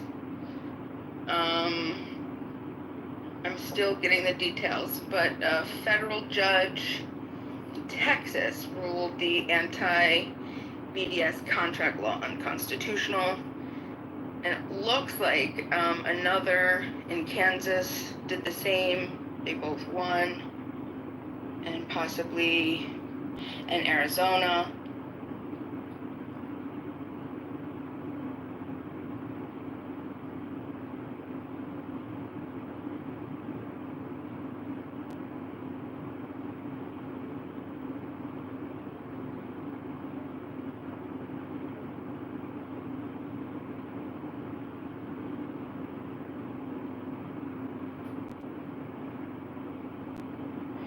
Legal, Perry versus Sinderman, 1972. The government may not deny a benefit to a person on a basis that infringes their constitutionally protected freedom of speech, even if they have no right to that benefit. So if the government distributes or is offering contracts, it can't penalize you for engaging in protected free speech. It'll catch up, hopefully. So yes, you don't have a right to a government contract, but also the government doesn't have the right to say, to use contracts to punish people for their political beliefs either.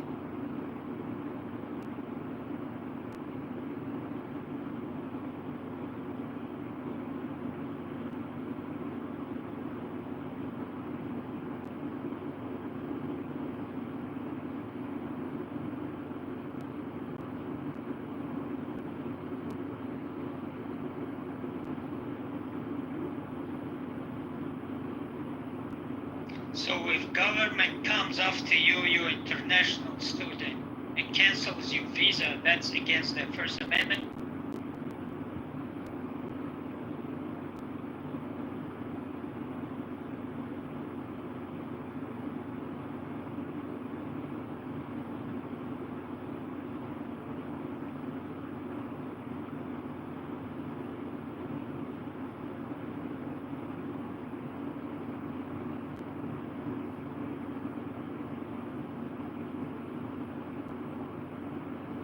Hey, a combat. Yeah, I made a mistake.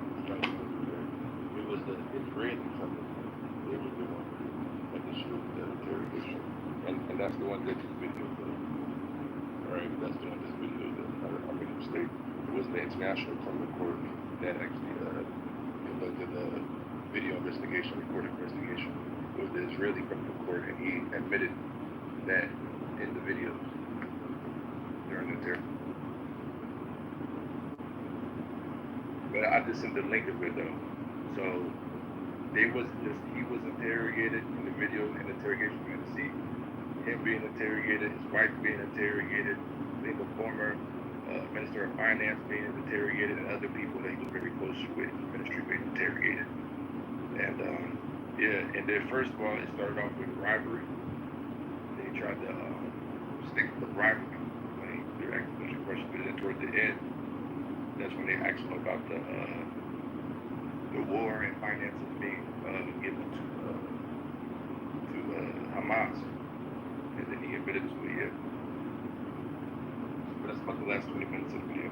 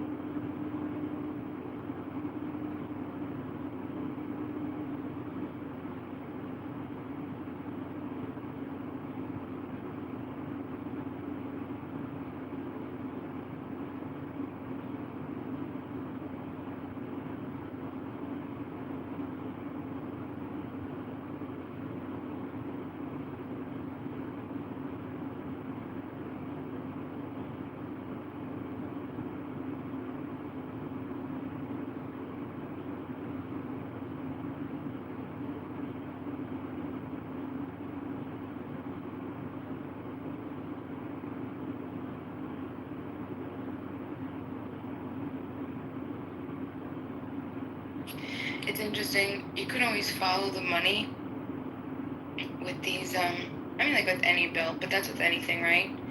But I always find that the donors and the political influence, you can always like connect them to something. This BDS stuff, these unconstitutional attacks on free speech. It looks like this guy named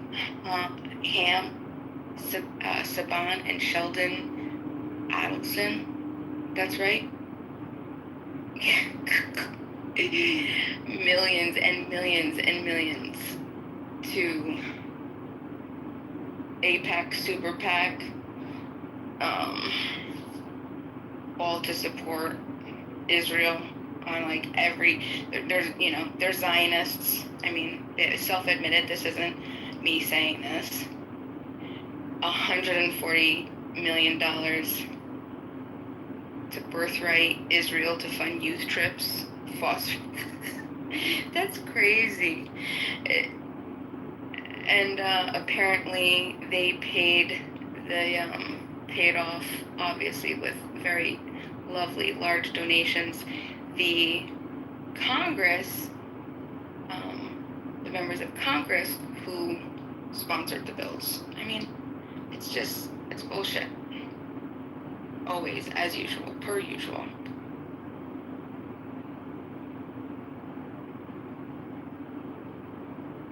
That's the elitism that we were referring to, and the connection with Zionism.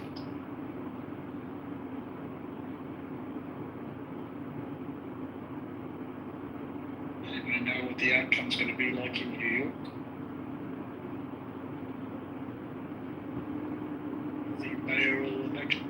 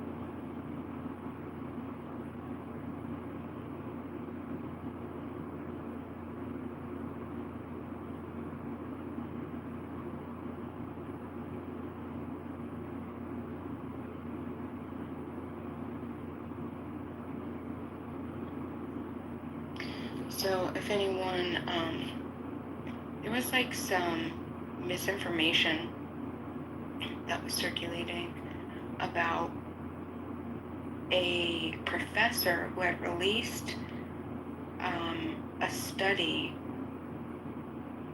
about aid distribution, the aid distribution compounds that are in Gaza.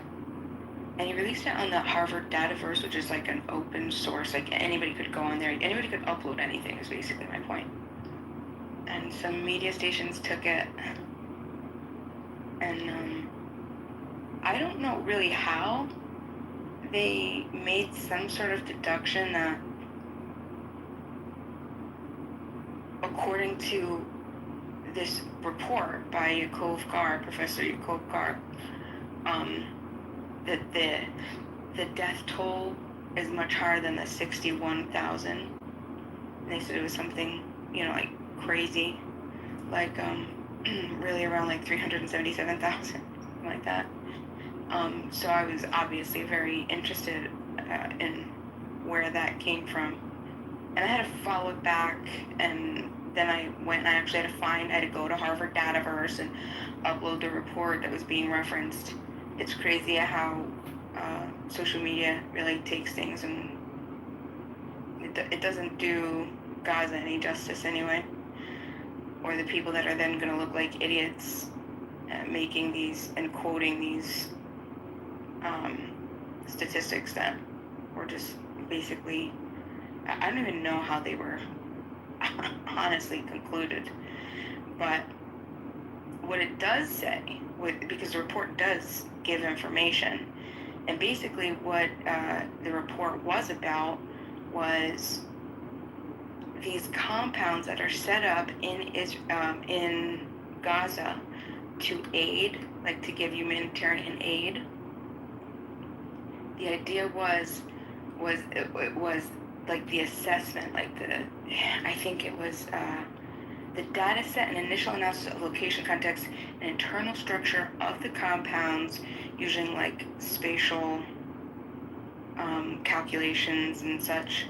But anyway, the idea was that these supposed humanitarian constructions, these compounds, are completely out of any type of reasonable reach for Gazans. They explain. If anyone's interested, you could just look up Yakov Garb, Yaakov Garb, Garb, and just go to the Harvard Dataverse. And it's just dataverse.harvard.edu, and you should have access. You just put it in the little search, and you just download it.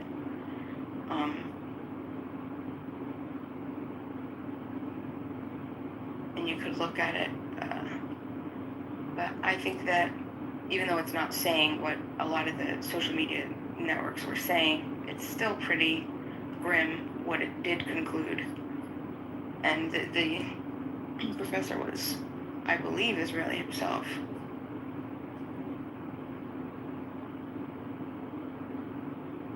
He's a geospatial,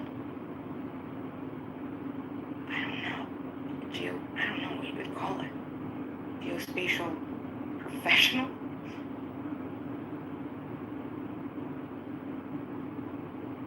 But the conclusion is, overall, these aid compounds seem to reflect a logic of control, not assistance, and it would be a misnomer to call them humanitarian aid distribution hubs.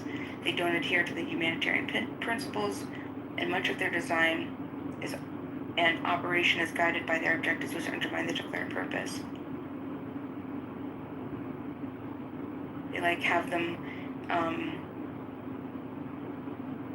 structured to what the military would refer to as fatal funnels. So if anyone were to try to reach them, they'd have to go through this very vulnerable path and almost like a completely unreasonable geographic, I don't know how to say it, but it shows like a map, which is interesting. And you could just like see, like, what the hell are they thinking? Because it's like away from all civilization. Crazy. I don't know. The black lines indicate some of the newer military roads and paths of the Netzarim and the Morag corridors. One can see clearly that the Gaza City population cannot access any of the 8 compounds without a long walk across a barren rubble field, crossing the hazardous Netzarim road corridor, entering the red-colored buffer zone, which they're prohibited.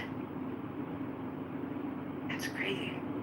So they have to cross an area where they're not allowed to go. That doesn't make any sense.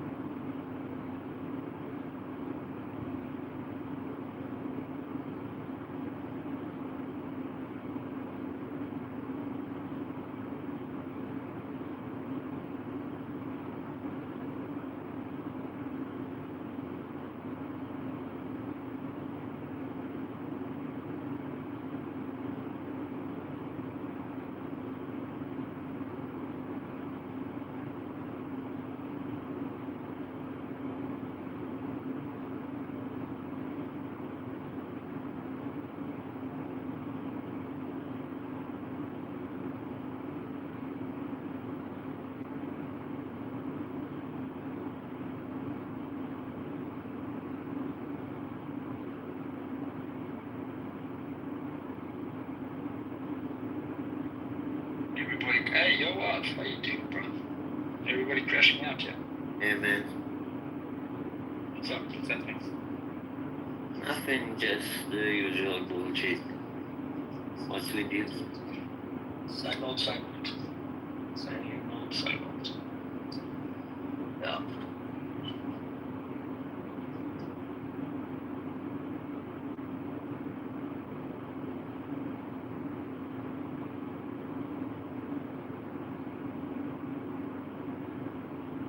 How's the weather there, hot? Yeah, very. How's the weather where you're at?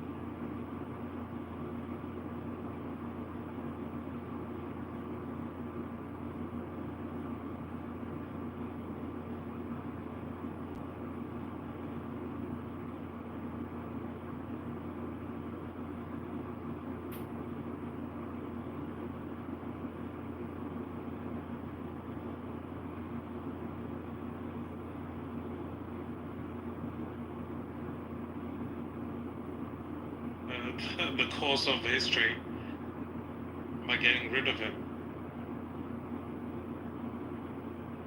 That's the only time they acted against this entity. When have they ever acted since then? Not a single. They've actually moved closer to Israel.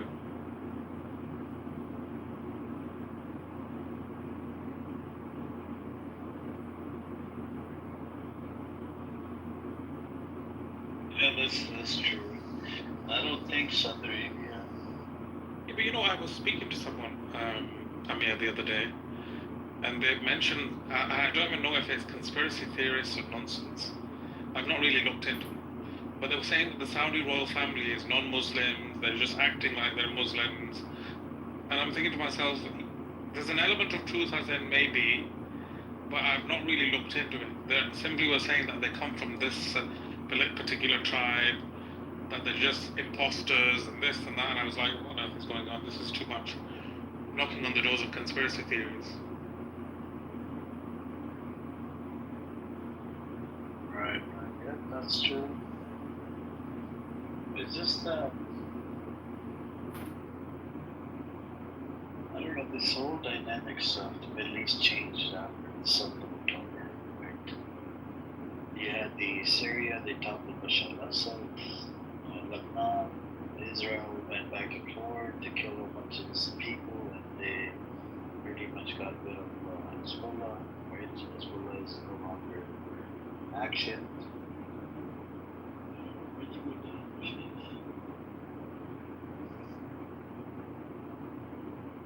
Why'd you go down, Rashad? He had to go for a shower.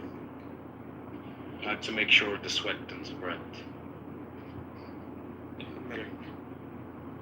He's a wise man. Learned from the best, for sure. That should be one of your entry requirements.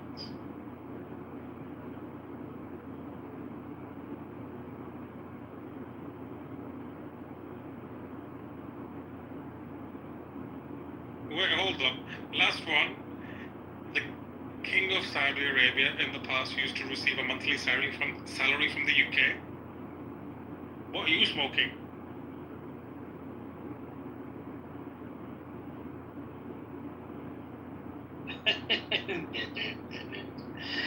Did they actually? I'm just kidding, man. He last one said search about it now. Did they really?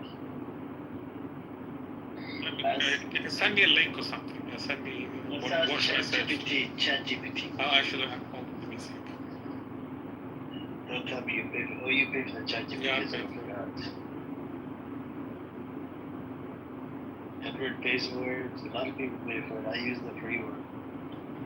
It's free in the UAE, the pro version of ChatGPT, by the way. No, it isn't. No. It is. It's free for everyone. Okay. Falcon is, not the ChatGPT. It's a rich country, man. ChatGPT, bro. Check it out. You know, Telegram has an AI as well, and WhatsApp has. They're introducing it. I think WhatsApp just copy-pasted the one from Meta. I think it's been on Instagram for quite a bit. Yeah, but they're I saying didn't know about Telegram. WhatsApp is owned by Meta. Yeah, that's what I said. They just copy-pasted the entire thing into WhatsApp as well.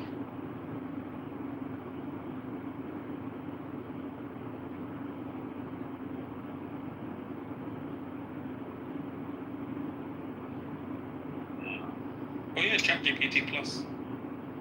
Oh, you're talking about the was under Ottoman Empire and British helped them topple Ottoman Empire to take over Saudi Arabia. Okay. Yeah, no, I hear you. Yep, that's how they took over Saudi Arabia, and they butchered and slaughtered a bunch of Ottoman Empire people. They killed all Muslim brothers. They're taking their women or whatever as slaves. Did a bunch of shit. It's the Saudi government, the Saudi group, tribal is something else. And they glorify all these kings in their schools. You know what I'm saying? So, that's what it is. Rashad, you know the claim that you made? I don't think it's accurate. Sorry? It's, Yeah, I'm sorry. you said, you know what you said with regards to ChatGPT, I don't think it's accurate. I think I read an article that confirmed it, actually. You read I read something where it says it's not accurate. Although I agree. Rashad, you read ChatGPT? I'm sorry? Do you use ChatGPT? I don't use ChatGPT much. I use DeepSeek. Oh, he's on the Chinese side. My regular restaurant, you can use Chinese stuff in India. Not really. So, I do have a question for these paid members of ChatGPT, people like General Edwards. My question to you, it has an image option on it. Now, can you imagine you take a picture of a woman, right, that you like at a restaurant, and then you ask ChatGPT, what pickup line should I use for this woman? I don't need a pickup line from ChatGPT. Well, did you give me the pickup line? I don't know, I've never tried it. Rashad, did you hear this one? Watch him go to a restaurant today and take a picture. Did you hear this one? Yeah, take a picture and then ask for. No, Rashad, I'm to call you and ask for a pickup line. Seeing as you seem to be a master at it. Oh, I don't use pickup lines. Well, I don't do that. Oh yeah, sorry. I just pick them up. I just pick the woman up in the wagon and just push them into the van, with a little bit of pork on it. That's the fun. They don't fight it, they just stop fighting after a Okay, stop.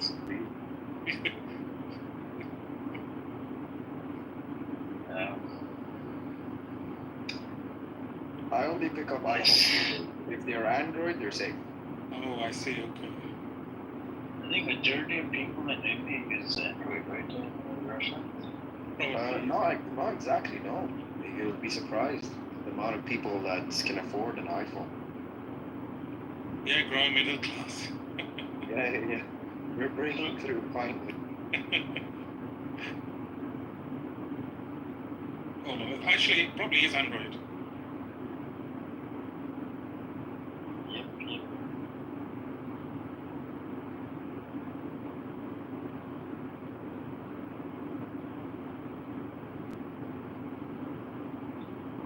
Hey, Bobby, do you want to come on up? I think Bobby is an iPhone fanatic. Yeah, market share Android is about 94.7 to 95% as of mid 25. iOS only has about 4 to 5%. You're finished. Come to the light. Come to the real world.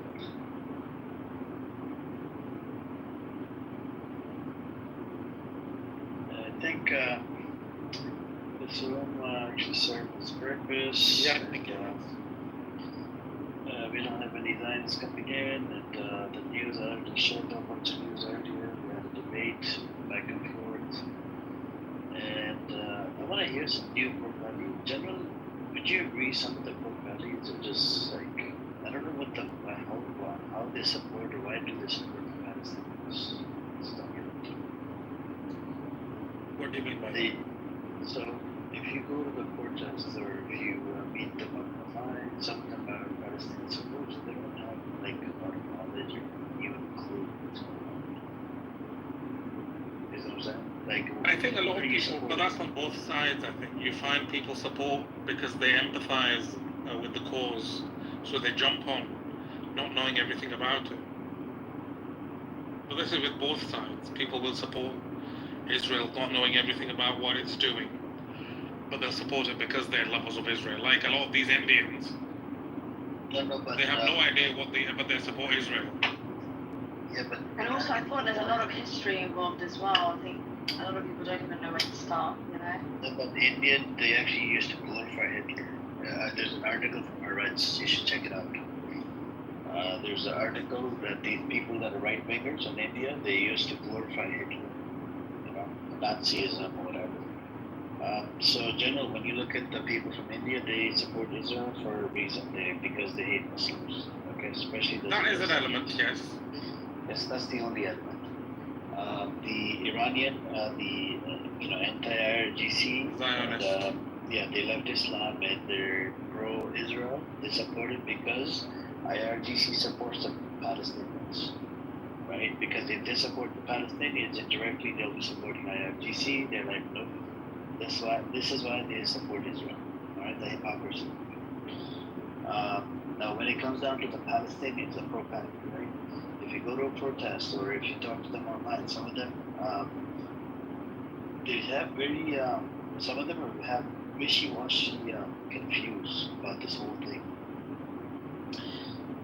They'll jump on the bandwagon, right? But then when you ask them questions, they don't even know what the fuck they do, you know. Yeah, but that's humans for you. It's not. I don't think it's just a particular to do with a pro-Palestinian. Yeah, but we have access to ChatGPT. Go into look into. Yeah, but I mean, we have access to this, but it's a lot of information. For example, like you don't even need to speak about Palestine.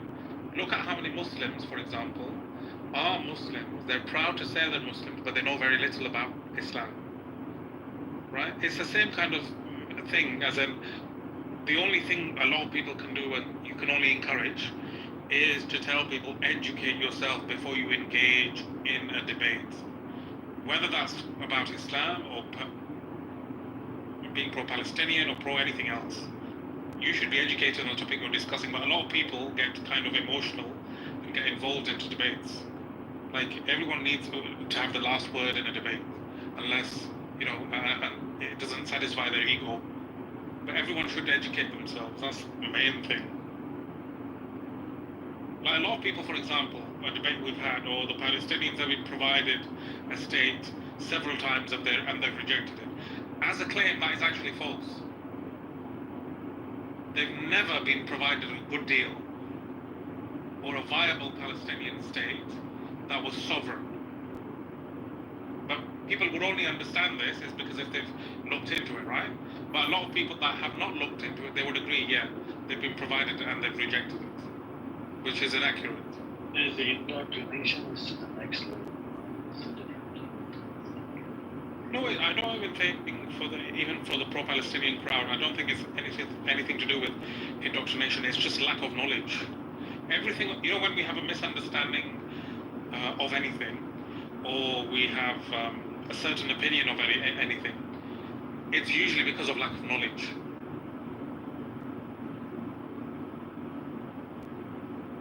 So the best thing you can do is encourage people to go out and research. The information is free. It's out there. You just need to look for it. Yep, that's true. But anyways, I think this room served its purpose. I'll talk to you guys later. I might get to better. Likewise. Good night. Assalamualaikum. Welcome. Rashad, Google is free. Waalaikumsalam.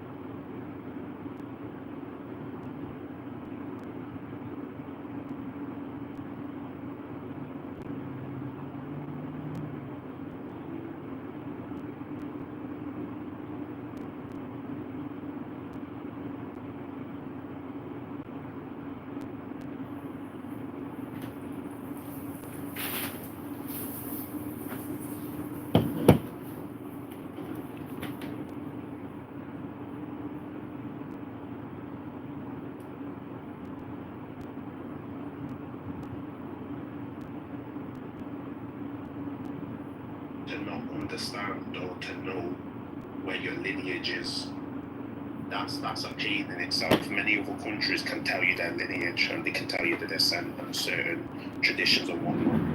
Because of the diaspora, we can't explain that, we can't say that. That's a pain in itself.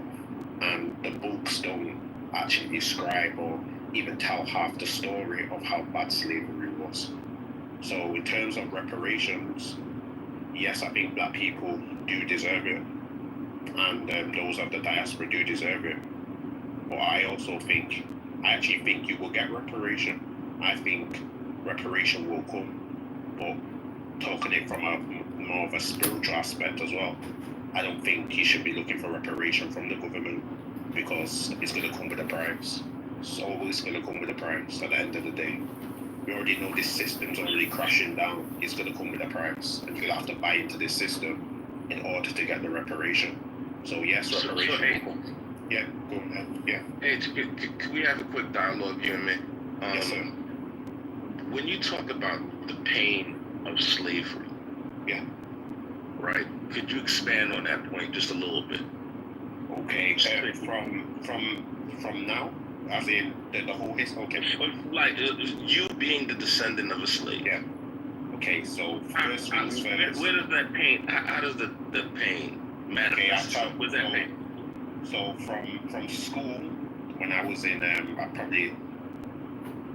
I think it would be 8th grade for you. When I was in 8th grade, they started teaching Black history when I was in 8th grade. Yep. And the only thing they told us about Black history was a film of Roots. And the only part of the film they showed was when Toby was captured, brought over to America, and he was whipped. And they said, "What's your name, Kunta Kinte?" And they whipped out his name. And then we never watched the film from there. We never seen the whole series. That's all we saw. And this is in front of a class of Black, white, Asian, Chinese, different, multicultural. So imagine now as a probably 12, 13-year-old boy or girl, and all we get to see is this is your history. There's nothing beyond this. This is the message really is in the movie. This is where you come from. There's no history behind it. This is who you are. Even down to as Black people or as I said, I don't want to get too far from the point. Yes, so age, like, I just want to be clear. Yes, prior to that being shown in your classroom, did you have pain? As in, how can I say, physical pain or the pain? You know, like it sounds to me, right? Like it's really when you got implanted with ideas. That's where the pain came from. It's like, it sounds to me like you were living your life, and then, you know, like you shown this clip from a miniseries of an author that has been proven to be a plagiarizer and a liar. But, like, it sounds like you got pain from someone implanting an idea into your head. I really That's what it sounds like. I really need to ask something here. Like you asking him, he in Britain. He said that's his first part in 8th grade, which is crazy. I thought slavery started in my school, like when they started teaching history, like 2nd, 3rd grade. But prior to that, I knew it from my mother, from her grandmother, from my father, grandfather, his grandfather. You know what I'm saying? It was talked about. Like I knew about it from a very early age. Like to say he learned about it in the 8th grade and take that as when Black people in America understood slavery, that is crazy. We did not learn about slavery in the 8th grade, and damn sure not. So let me. So Nakima, that's a really important point. I'm sorry. No, it's okay. I just want to say this one thing. H, I just need you to mute up, and then I promise we'll come back to you. Thank you. So here's my opinion on what's taught in school. It's all surface level. They don't really teach Black history. They don't tell us. I never learned about George Washington Carver in school. It's surface level. The system teaches us what they want us to believe. We learned that in 3rd grade, okay, not to cut you off. We learned about I didn't learn it. Yeah, maybe in Chicago, not New York. New York, we're getting surface level. There was slavery. We talked about it for a day or two, and then we're moving on to the next point. Well, I just point out that different people learn different things clearly. But like to say the 8th grade is crazy, to say that you didn't learn about it. I ain't saying you lying, but that's crazy. They didn't teach that. That was common knowledge in where I grew up in. I guess it's different around the country though. But like we didn't. Yeah. But we knew about slavery before I went to school. I understood that. Thank you, He-Man. Anthony, you want to take it back and have a dialogue? No, I was just gonna say, man, to the overarching point, and then I'm gonna mute up after that and just continue to listen. I'm gonna have a real controversial take. I think that history shouldn't be taught in school. I think that history is propaganda. I think that the victor gets the spoils and he creates the narrative. And I think that, the thing that we're touching on, H's experience when he learned about whatever he learned in school, JB's experience, Hakeem's experience. I like Hakeem's experience the most in the sense of his family, his grandparents, whomever, was imparting into him the knowledge that they felt that he needed to know. Hey, Anthony, real quick, think about my experience out of the people you named is the only one, I ain't say that matters, but it's the only one that Black Americans share. Like, it ain't just like, I'm the only Black American with that. I guarantee you, 99% of Black Americans have the same experience as me, and not what everybody else has. And that's why I said I liked it the best, Hakima, because I feel that it's propaganda. And I think that, most people are going to be dissatisfied no matter what. People will say, hey, you should learn this history sooner. They're going to say, oh, you should learn the aspects of this other history, period. Like, it's not being taught. Like, oh, it doesn't go deep enough. It's propaganda. It's propaganda. You're trying to, indoctrinate people. History is a part of an indoctrination process. And, reading, writing, arithmetic, science, shit like that, fact-based shit, I'm cool with all day. But, wait, time out. Hold on. I'm pulling cap on that. You're saying history is not fact-based? Go ahead.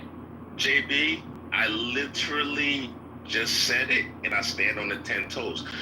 So when we talk about the idea of propaganda and indoctrination, it's to make people feel a certain way and think a certain way.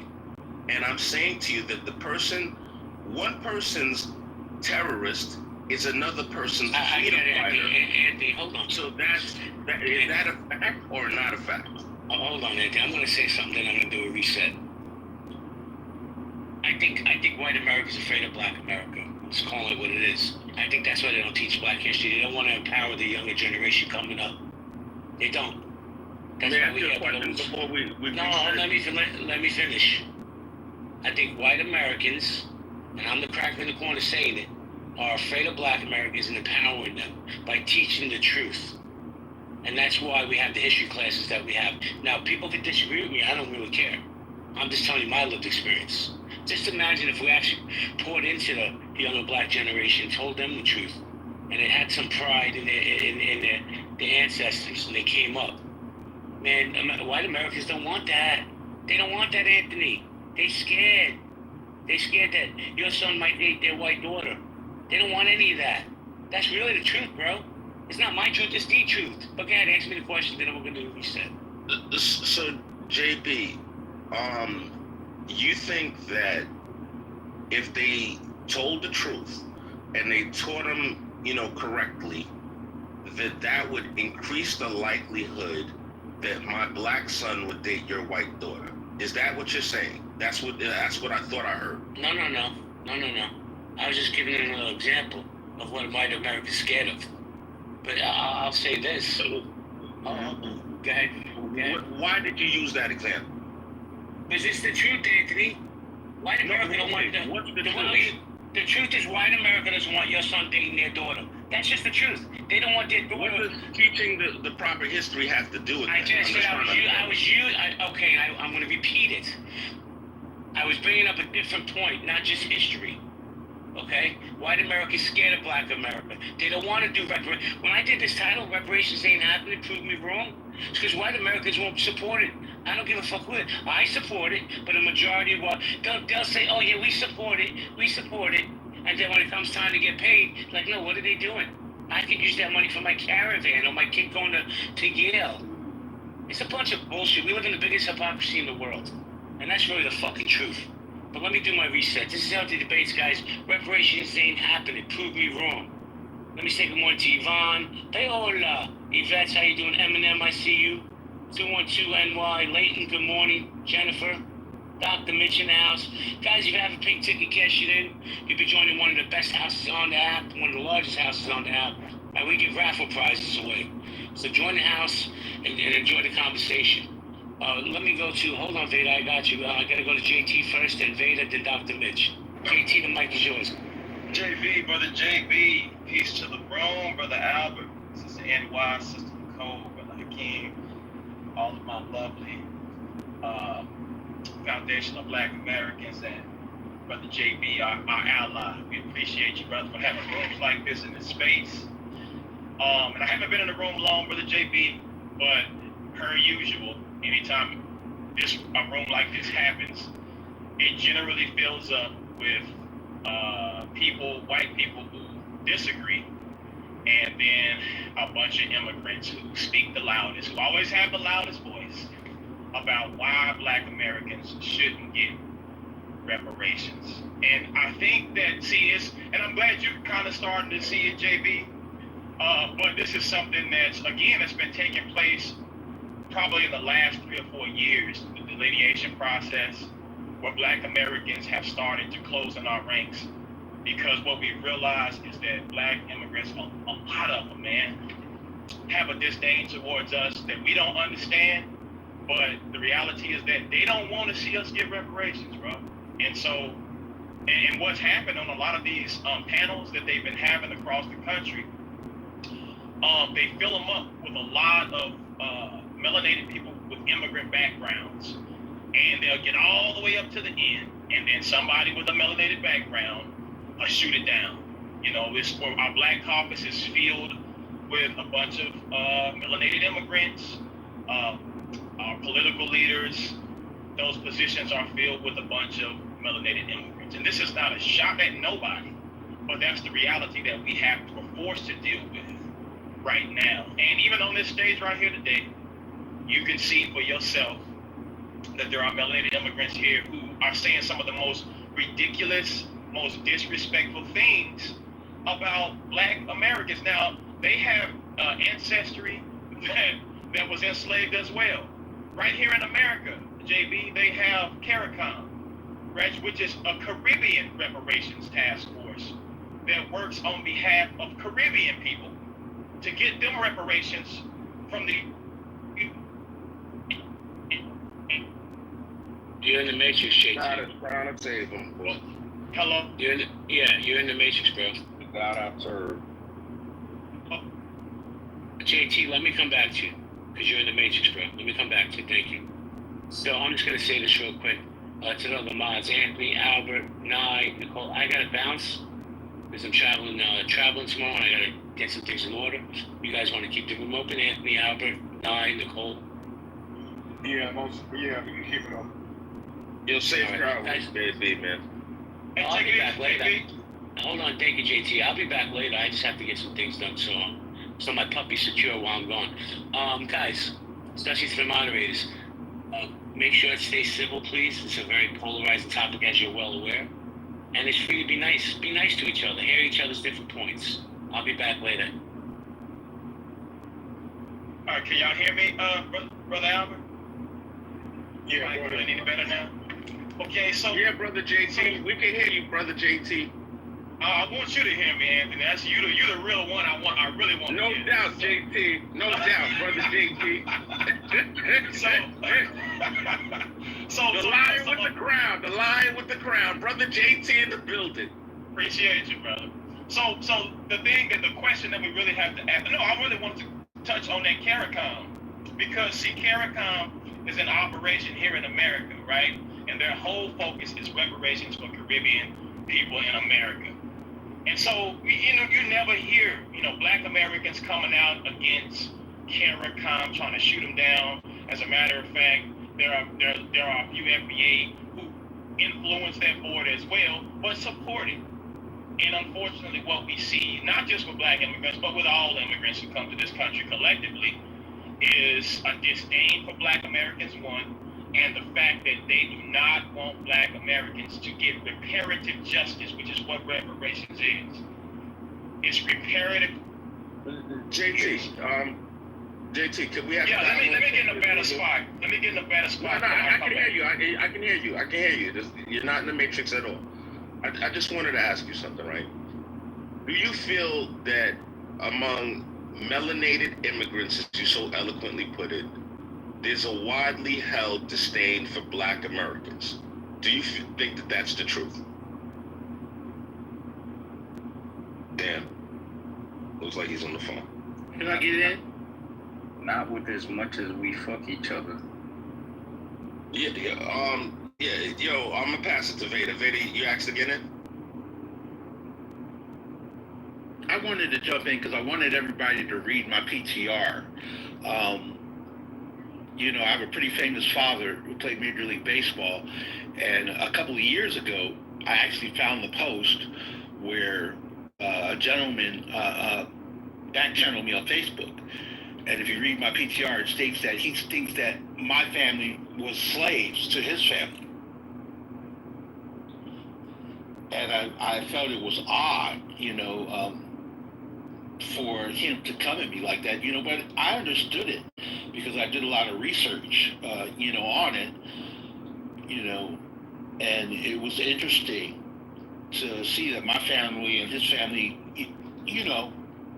had this kind of connection back in Tennessee a long time ago. I don't get into it, the reparations part, because I don't think it would ever happen, because I know there was a stopping point where, I couldn't prove certain records. I probably would have to go to Tennessee to do that information, but, I truly do think that, African Americans should receive it, but I don't think it's ever going to happen. On my mother. The significance of your PTR is what? I just want to be clear. Like, what is it? Your thought process? How does that, affect the current conversation? For me, I was like, wow, my parent, if you look at the history of our country and what the African Americans were paid back in the days, so certainly slavery times, I truly think that, there should be some type of a payment to African Americans who worked back in those days and didn't get a thing. Got zero. So you're saying that your PTR, the guy that approached you in this, what you consider to be a weird, odd way, saying that he thought your family at one point was slaves to his family, it shows that your family was slaves, and therefore you should get reparations. Is that the thought process? Well, no. I'm thinking that a lot of people's thinking is like, how are we going to prove that all the Black Americans that are in the United States of America, how are we going to prove that all of them were slaves? Well, because we know that some weren't. Hey, just chill real quick. I don't want to have the dialogue, brother. Just real quick. So Veda, let me ask you a question, bro. Let's say hypothetically, I'm not going to use you as an example, but let's say there was a child of a man that committed triple murder, and he was sentenced to 3 life sentences, and the man died in jail. Should they go get his son to finish his triple life sentence? Veda? Absolutely. Should they go get him? Absolutely, yes.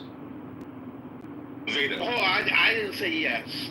I'm not going to get into that because, I feel like that's not on the topic. Why would you go get another man's son You know, and that's crazy. You know that you think like that, Anthony. That you would think that, you know, black people I haven't said one thing about reparations in this whole entire conversation. I asked you. I'm not gonna fall for the bait today.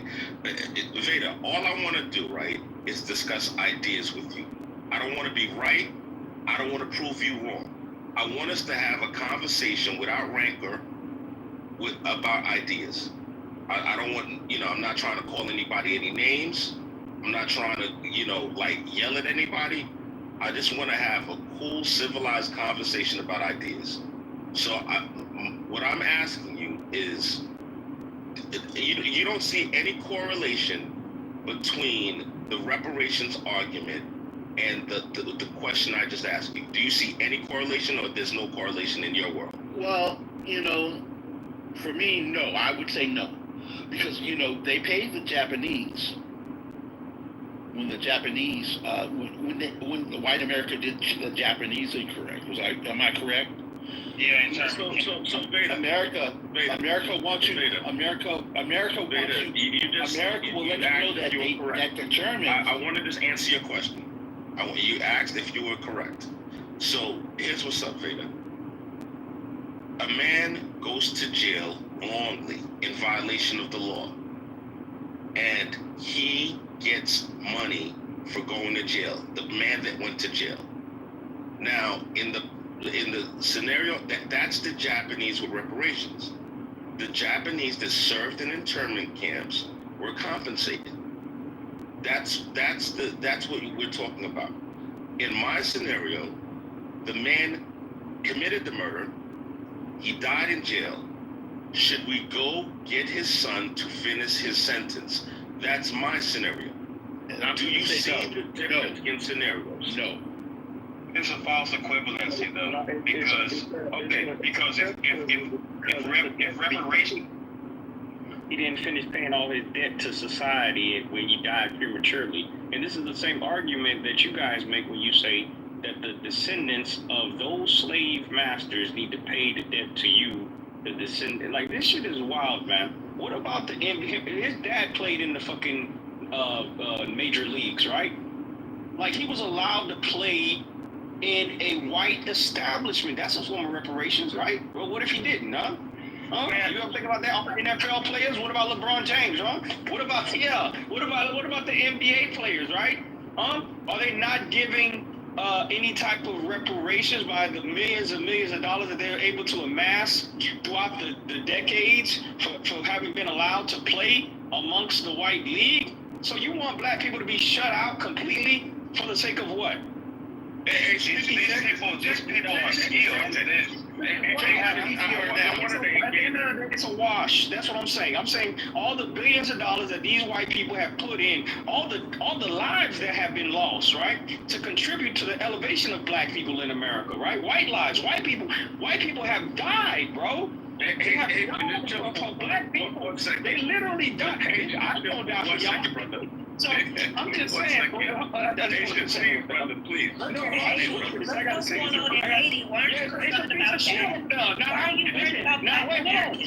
Now I possess the courage to admit the truth.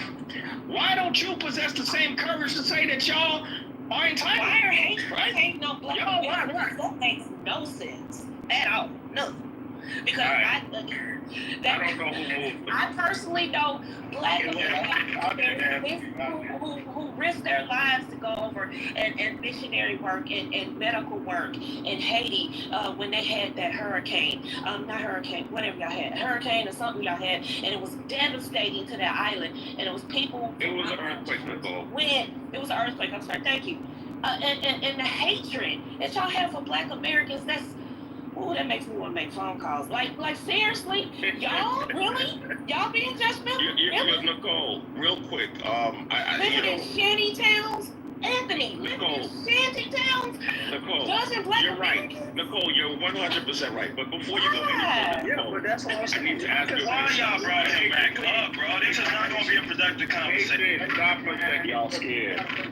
It's being counted. I didn't bring him back up, and I didn't move him. But this really quick, Nicole, Oh, you brought it back up. Cool. All right, thank you, Albert. Just real quick, Albert. Really quick. Nicole, can we please smoke the peace pipe?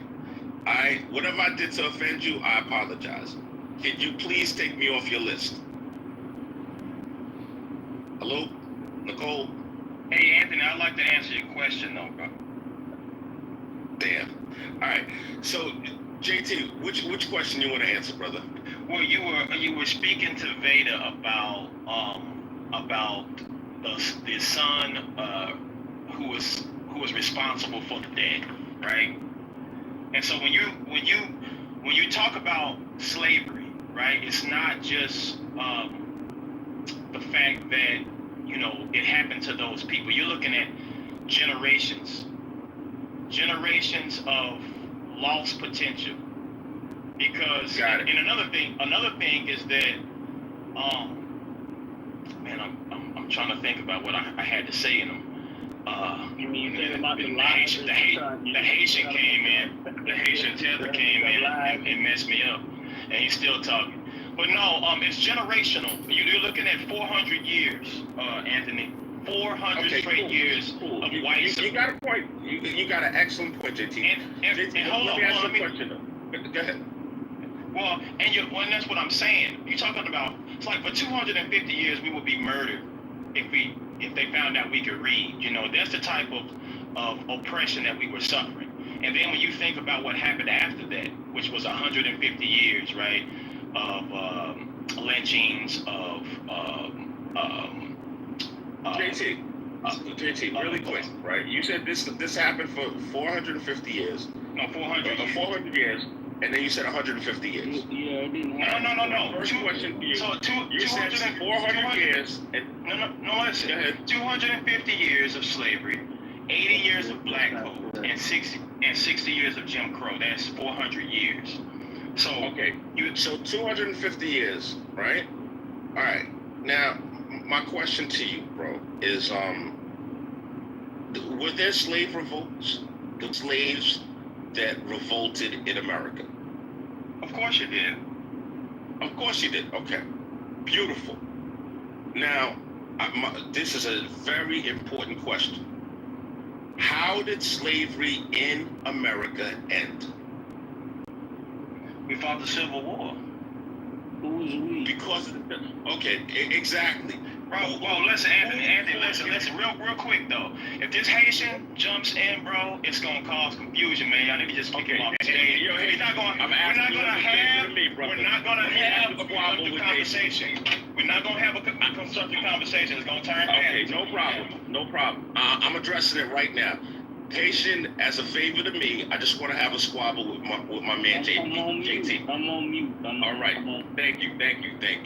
So JT, yeah, you said slavery ended through what? Civil War. Black Americans fought in the Civil War. Okay. So were Black Americans the catalyst for the Civil War? Yes, I believe they were. Okay. What evidence do you have to support the claim that Black Americans were the catalyst for the Civil War? Why is this relevant? You want to talk about reparations? Economically, JT, economically.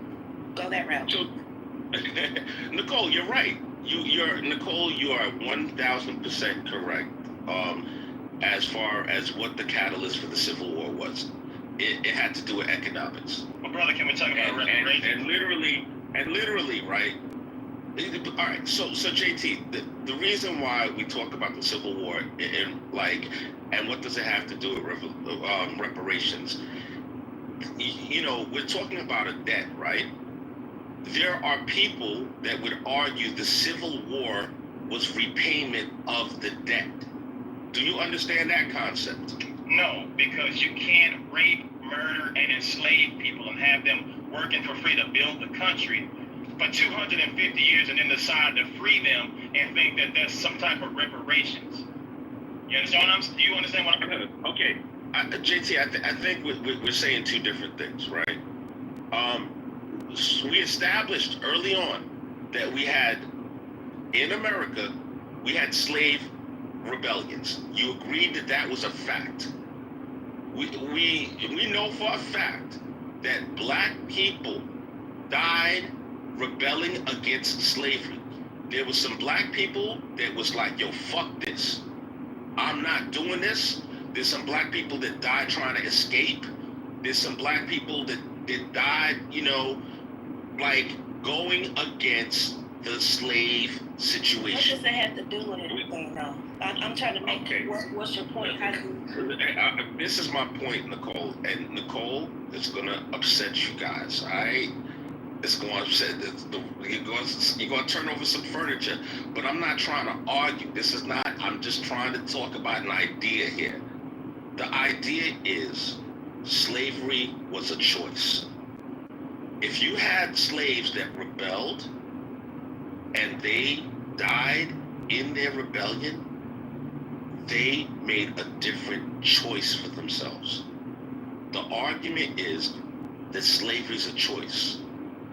If you chose to do something, how are you owed? Okay. How are you owed for your choice? I'll take that. No, KT, no. You do not take that.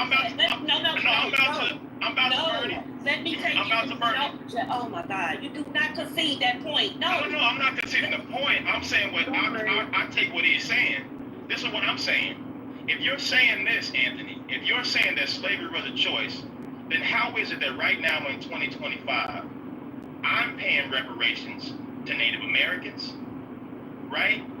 Just when Obama was in office, I paid reparations to Jews. My parents paid reparations to the Japanese. Why have we been taxed to pay reparations for the crimes of this country? If all of these crimes that this country has committed was a choice by the victims to be victimized? JT, that's an amazing question, and I'd like to answer that question. JT, when we talk about the American Indians, right? We had treaties with the American Indians. We gave them our word. We signed our name to papers, and we broke those treaties. We didn't live up to our word. All right? What I'm saying to you, slavery is a dark stain on America. It's heinous. It's evil. It's one of the worst apocalypses known to man. It's horrible, right? The reality is, number one, America inherited slavery. It was already here when the country was formed. We didn't create slavery, the transatlantic slave trade. That's not what America did. Number two, America created a legal framework. We are a nation of laws. They created a legal framework to allow slavery. It was legal at the time. That's the reality of this country. It's unfortunate and it's sad. Nobody gave you their word and deceived you.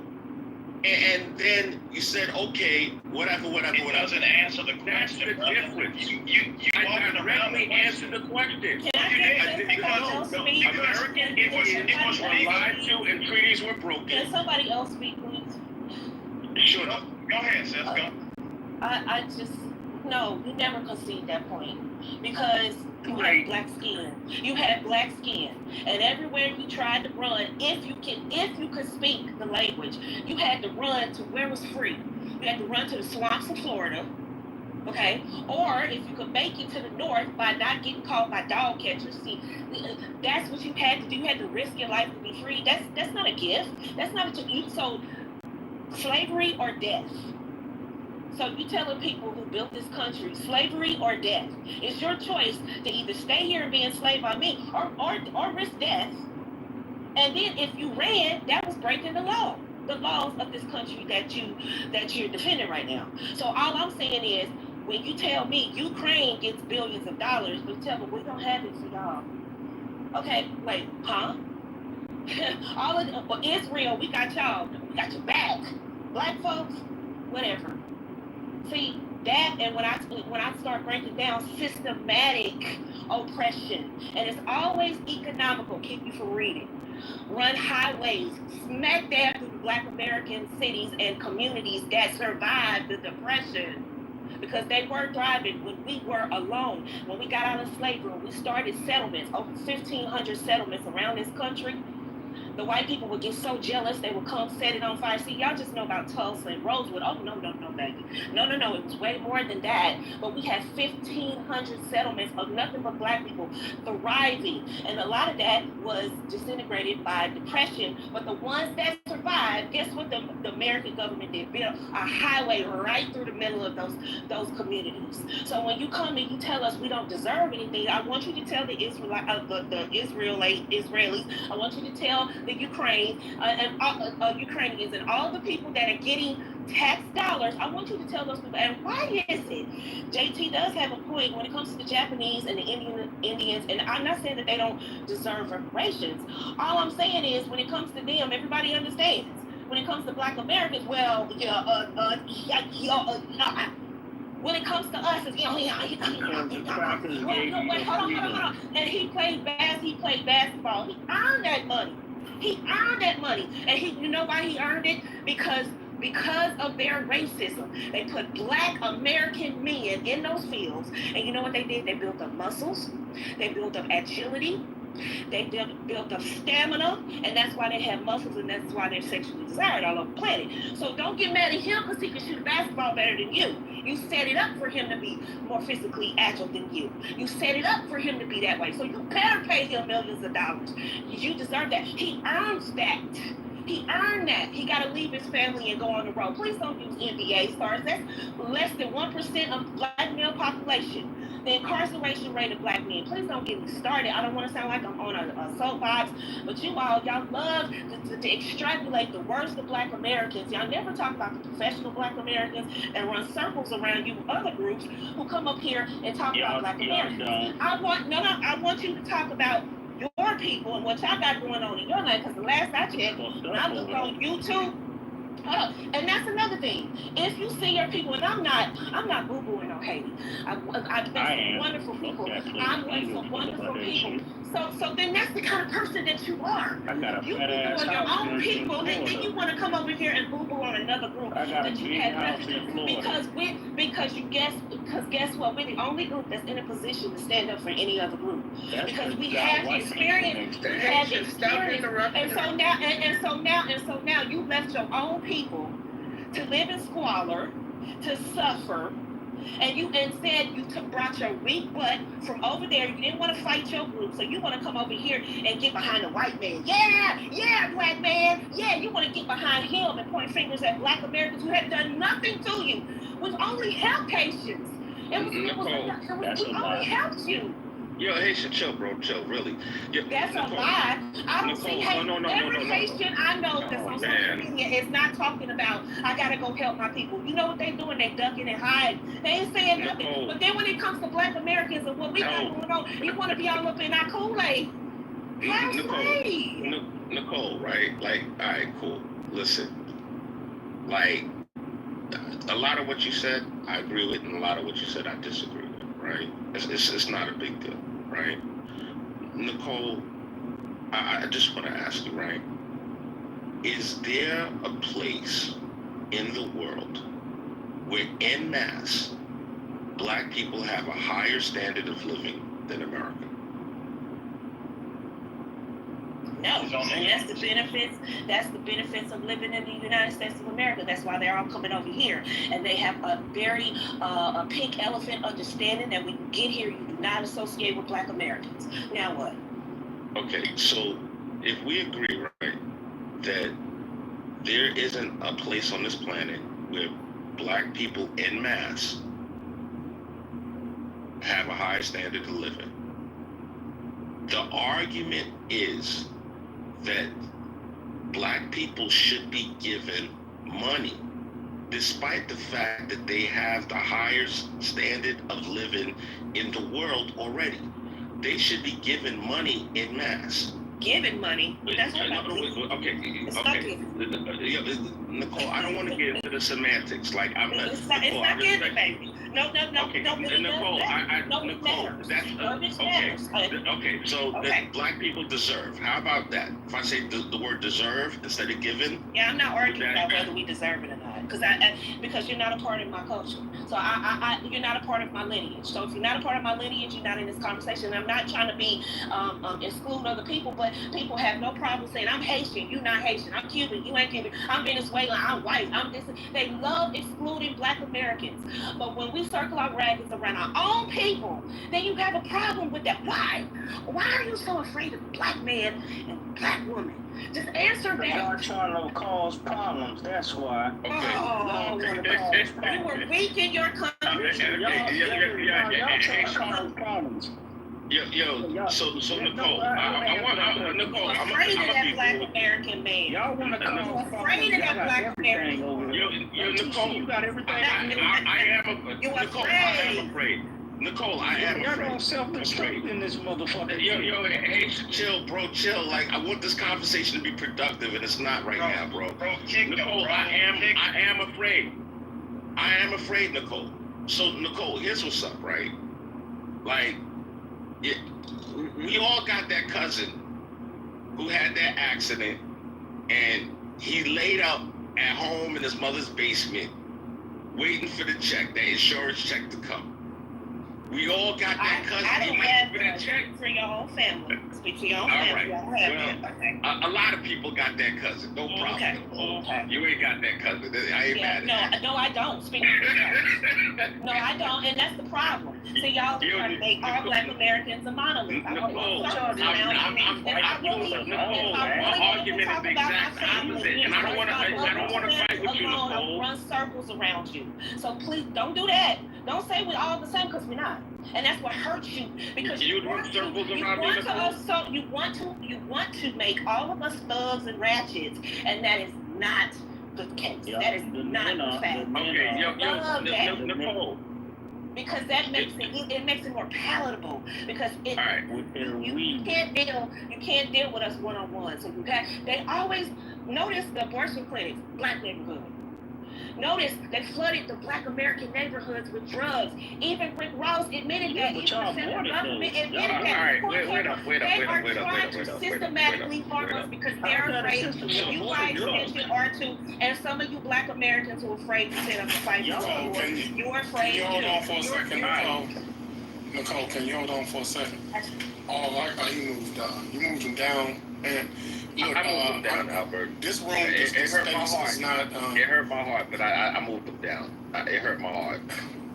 This space it hurt my heart, Albert. I know you don't care, Albert, but it hurt my heart. Okay, I heard you, Anthony. I heard you. This space is a great space, and it doesn't deserve to be treated any different than JB were treated. All right, the immaturity shit is ridiculous. Okay, we're adults, man. So cut the immature shit out. Okay, I don't particularly care for the Haitian, but all I ask the Haitian to do is stop cutting people off and stop saying offensive shit. We can have an intellectual conversation without the foolishness. So just you get back to talking. I'm actually enjoying what people are offering, but come on, man. JB wouldn't allow this. Go ahead. Yeah. So, Nicole, like, here's what's up, man. And I really just want to cut to the chase. I don't want to fight. I don't want to argue. I just want to cut to the chase. Nicole, there are people that are eventually going to feel like, yo, they're owed something. And if they don't get what they're owed, they're going to get it another way. This is my fear. I'm worried about people that feel that they deserve something that has not come their way, taking action to make it happen.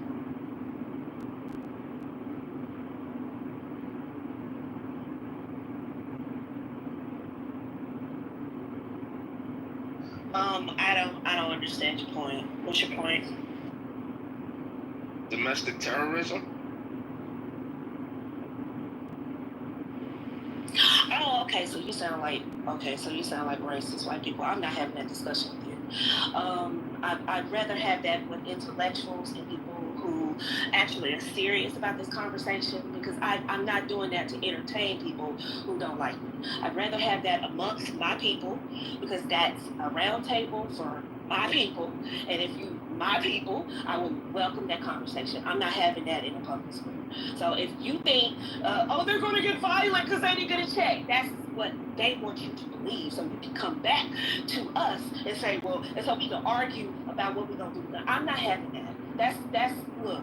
Y'all gonna have that over there in your racist little circles. You gonna have that in your little conversations over there. Seriously, black people are getting on code, and we will talk with our people about our issues. I'm not gonna air our dirty laundry amongst people who don't like us. Now, am I critical of my people? Absolutely, because I love them, and I'm a part of the community. So I will critique as I see fit, because I'm invested. But what I won't do is come in rooms like this where people are obviously against Black Americans and the hostility against my people and defend something that hasn't even happened. There's no record of anybody saying that. There's no proof that this is going to happen. It's just all conjecture and projection.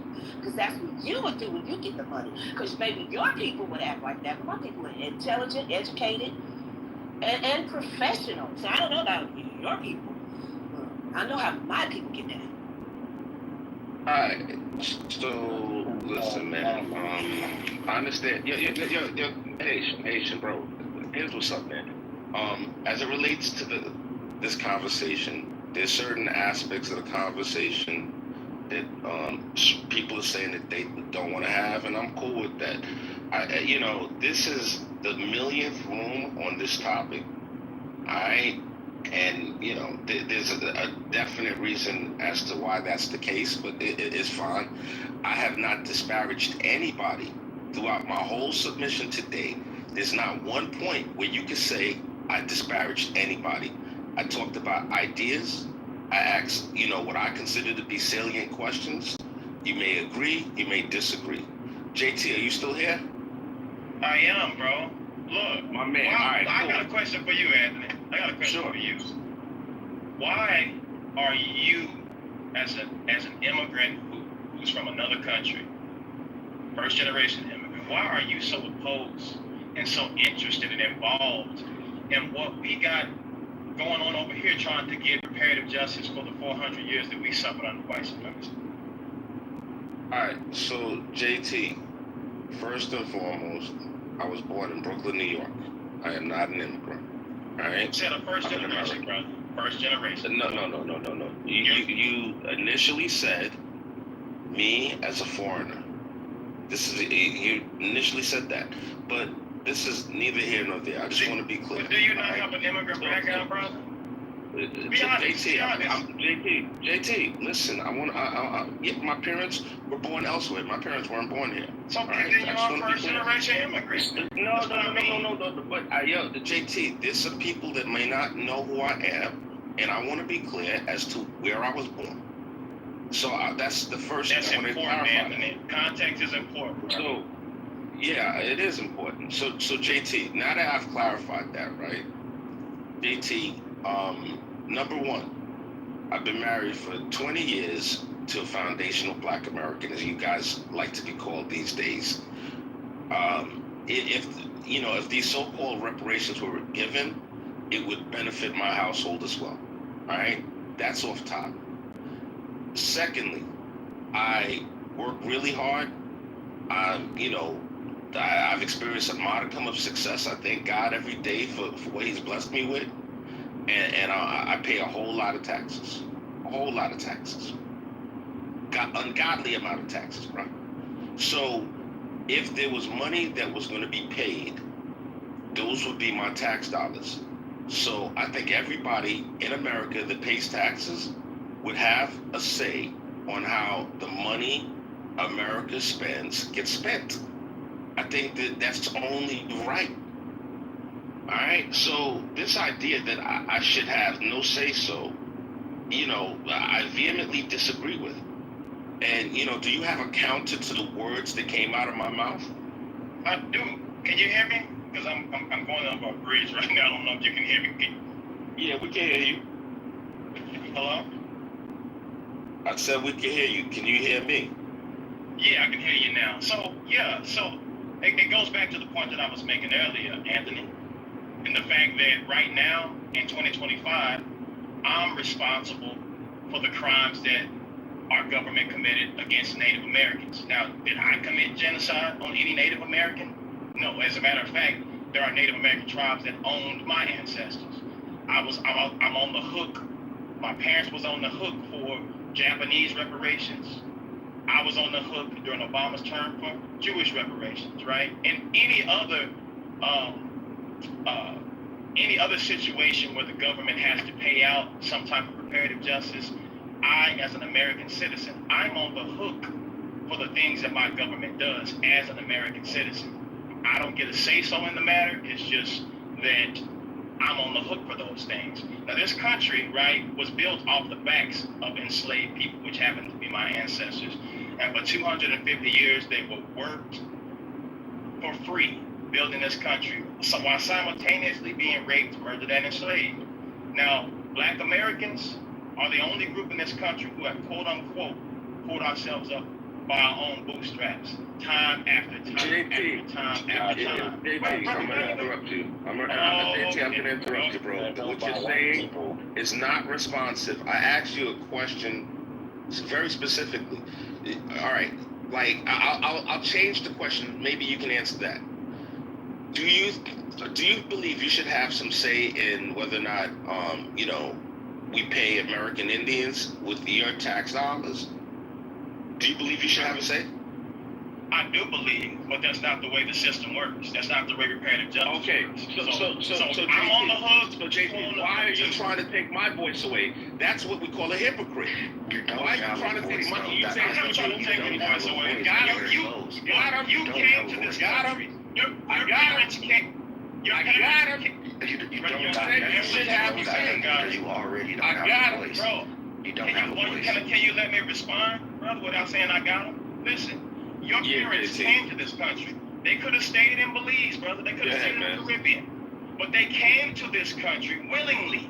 They weren't forced here to build this country. You came as an immigrant. Your parents came as an immigrant. So they walked into whatever debt that this country had already incurred. If you go and you say, look, I'm coming to live at this person's house, whatever debt that they have, JT, whatever bill your that they words have, are non-responsive. Bro, JT, you're not. Okay, you're gonna keep cutting. You're gonna ask me a question and you cut me out. No, what do you like, JT? Can I finish what I'm saying, bro? Or you gonna keep cutting me off every time I say something? No. I'm gonna interrupt you, JT, because JT, you asked me a question. I in turn asked you a question. And I was trying to answer it, and you keep cutting me off. No, JT, your response is non-responsive. I asked you if you feel like you should have a say. You said yes. You should have a say in American Indians getting money. So why should I pay taxes? Why shouldn't I have a say on reparations? And I'm trying to tell you that, bro. I'm trying to tell you why. Could you concisely tell me why? Because listen, because my ancestors have been here since 1526, built the country, right? Enslaved in the country, 400 years of white supremacy. Like, I have blood in this soil, right? Your parents came from somewhere else willingly. No strings attached, no chains on your ankles. And you came to this country. When you came, understanding this country's history, understanding this country's debt, and you're benefiting from what took place in this country. That's not the same story as me. All right, you understand what I'm saying? So that's what I'm saying. Thank you, JT. Now, no, wait up, Haitian, wait up for a second. You know what's crazy? I don't know how old you are, JT, but like you talked about, Barack Obama and the Jews getting reparations.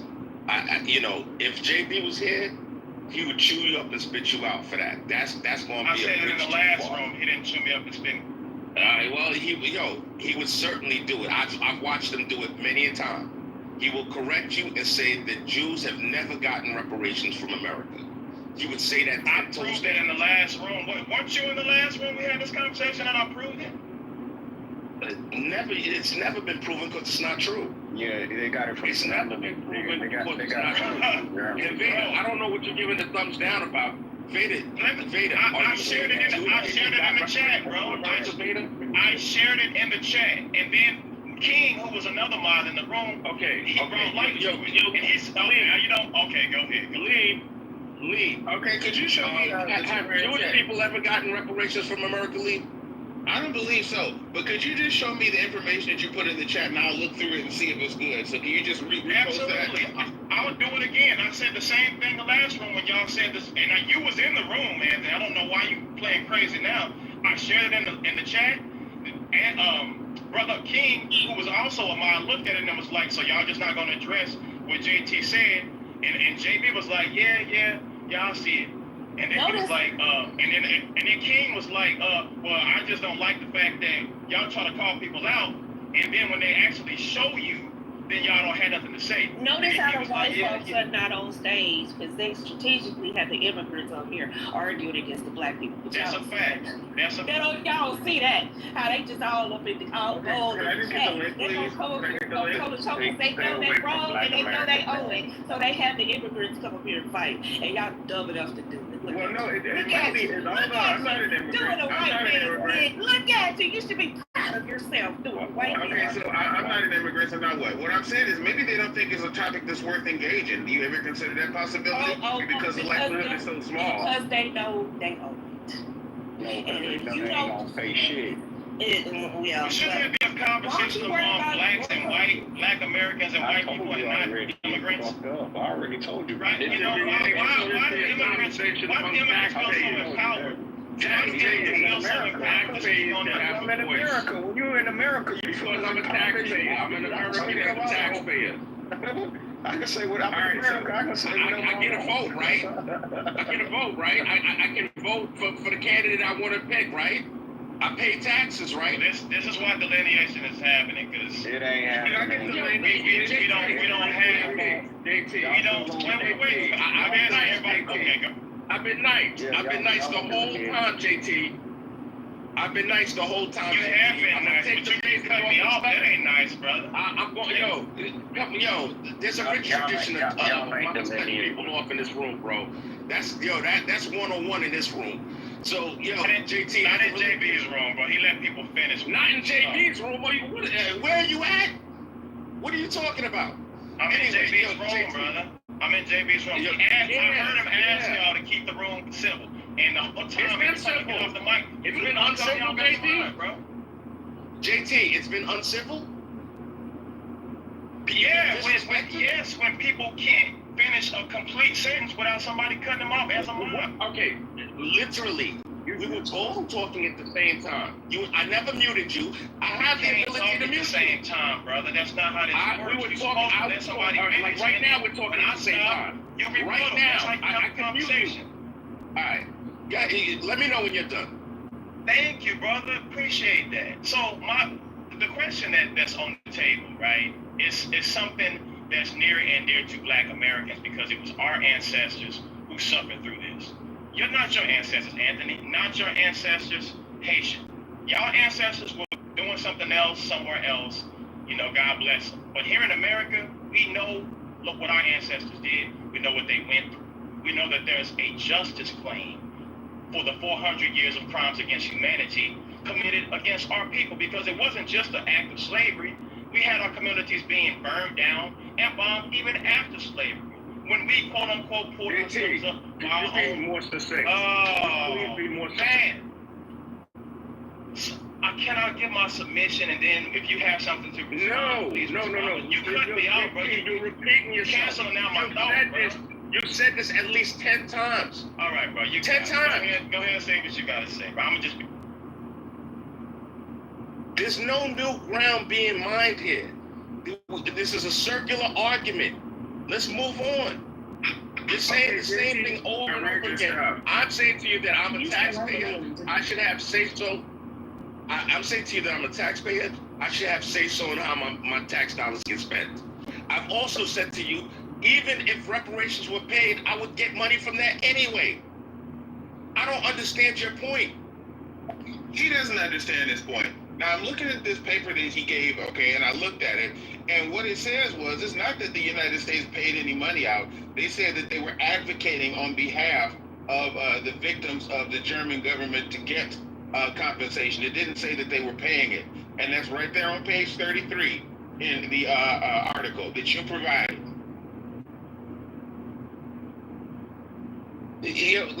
What article are you talking about, Liv? I didn't even share anything today. What are you talking about? No, that was me actually. I shared that. So it's a list right there in the back channel. Look, I'm gonna share the article, and I'm going to share the article. Jewish people never got reparations from America, JT. That's a lie. Never got reparations from America. That's a lie. Why would they, when America wasn't the one who enacted the evil upon them?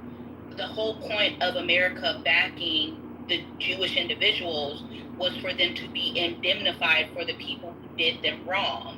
So therefore, if we are looking for indemnification, because for me, reparations should be paid out, especially if we're talking about the Jim Crow era and what was done to our Black veterans and how our government disenfranchised them, then hell yeah, 100% indemnification needs to be happening. I get it that y'all want to talk about slavery, but there's much closer examples that we can point to that actually happened that has a quantitative number and people who are still alive that we can point to and say realistically these people deserve indemnification. And if we talk about reparations in that case, I don't see where the argument is coming from. So, Miss, and I just shared them in the chat.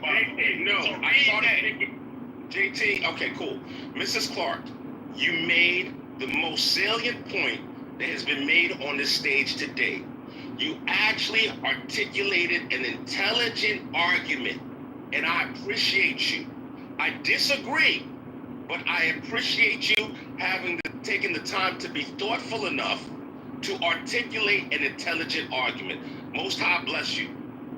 Hey, Lee and Anthony, I want y'all to read what I put in the chat, and then I want to respond to them.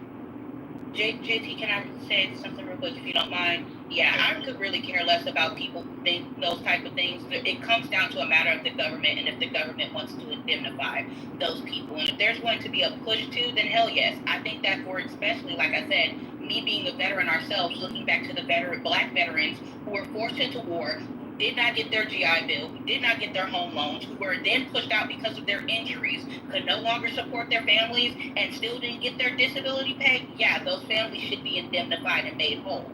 Like when we start talking about the atrocity, and when we start talking about those atrocities, or the fact that we can look and clearly point out places where people had their land taken, quote unquote, to build highways and stuff like that, and these highways were never built, but then the land was auctioned off and given to other people or other building companies, yeah, we can point to those and say realistically those people should be indemnified because the government was used in a way that was abhorrent and used to take advantage of those people. I think that, how do I put this? I understand that we're in the land of the free. Everybody's entitled to an opinion, but at the end of the day, I think that we need to start voting, and I really say this to my fellow Black Americans, voting people in office who are going to give people who rightfully deserve indemnification, that indemnification, regardless of how people feel. Everybody has an opinion. You can agree, you can disagree, so on and so forth, whatever. But like I said, when it comes to the era of Jim Crow and the disenfranchisement of Black veterans, I would like to finish. Anthony, I'm almost done. I don't want us to get into this loop where we keep on repeating ourselves. Okay, and I want to let me finish and say it. Keep your opinions. It is what it is. At the end of the day, you can't sit here and say these people don't need to be indemnified. Okay, so, Mrs. Clark, are there people that talk about that romanticize the Jim Crow era in America? Are there people that do that? Yes or no? Yeah, there are. Okay, are there people that say that that Black America was better off before the Civil Rights Movement, that it was a mistake to integrate? Are there people that feel this way? Yeah, there are. There are. Okay, beautiful.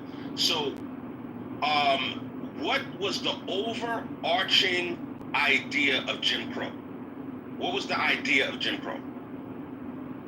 The overarching idea of Jim Crow was segregation, but also subjugation. It wasn't enough to just be separate from those people. They still had to subjugate them in ways. Because how did they subjugate them if they weren't in proximity with them? No, with the Jim Crow laws. Yeah, but that's their shit, though. Kept them from voting. Yeah, but how did they let their shit? But no, but you gotta establish your own shit. If it's segregation and they got their shit going on, they don't want you to participate. Answer because we're Black Americans. No, what I'm saying. Because you don't know. I'm Black American, so I'm gonna just let the masculine wannabe speak. I mean, but the masculine is ignorant in this case because I just so he don't get you know, no, because I could have swore. Go ahead, Miss Clark. I could have swore Anthony said Miss Clark, but if you want to be Miss Clark, that's fine. Yeah, I'll be Miss Clark. Is Miss Clark the actual Miss Clark speaking, or is Miss Haitian Clark speaking? Hey, listen, I don't give a fuck about none of that. I'll be Miss Haitian Clark. I want to talk. Okay, so Anthony, you can direct your question to Miss Haitian Clark. She would like to speak.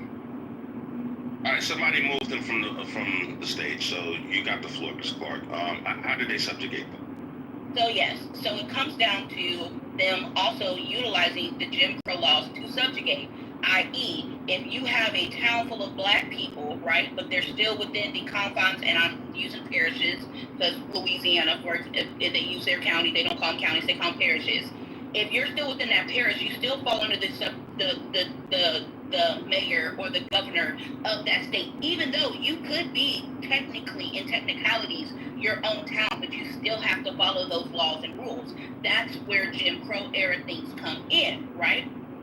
And with that, you still have to go to the offices. You still have to make sure that you file your proper paperwork for your businesses, so on and so forth. Well, those laws on the books prohibited Black people from doing certain things. That's how the subjugation comes into. Even if we take it outside the bounds of the law. Could you expand on that? Able to finish, Anthony. No, I'm asking you about what you're saying right now. No, you're not. You're interrupting. Yeah, you made that statement. You said there's certain things they couldn't do. I'm asking you, what were those things? And you can wait till I'm done saying the rest of my answer to your question. Because subjugation can also happen outside the letter of the law, i.e. the lynchings, the burnings, the invisible borders where Black people weren't allowed to walk down certain roads or go down certain paths. That's also a way too. So now you can ask your question, Anthony. No, it's all good, man. So, based on people that I've talked to that lived through Jim Crow, Black people were not victims during Jim Crow. Black people had their own shit. If white people came in acting up with them, they was getting busy with those white people. They weren't just sitting down, sitting on their hands, whistling, yes sir, boss, sir, massa. They was getting busy. I know people love this narrative where Black people always on their belly and on their knees. People love that narrative. They subjugated. White people just ran them. None of the Black people I spoke to during Jim Crow. Who has a more valid argument, Anthony? Our ancestors, our grandparents, or some people that I like to speak. You talk about me interrupting you. You talk about me interrupting you. Yes, what you do, bro. I just want to figure out return the favor. And also, I know that you and Leave is quiet now that I started the article too, but I'm engaging with somebody else.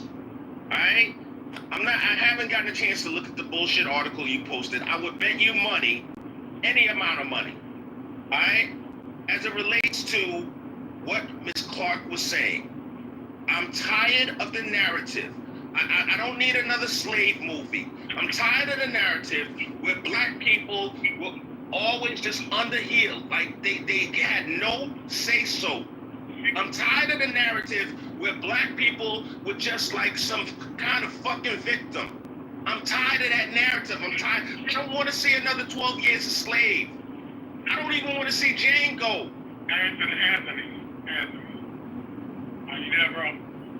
Yes, sir. I'd like to add to the conversation. Please do.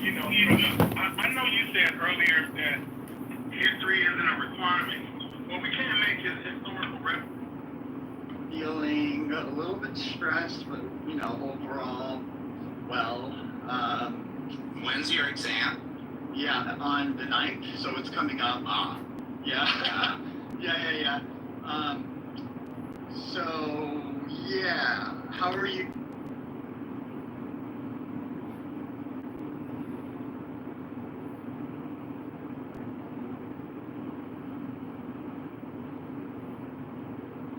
I just want to be progressive.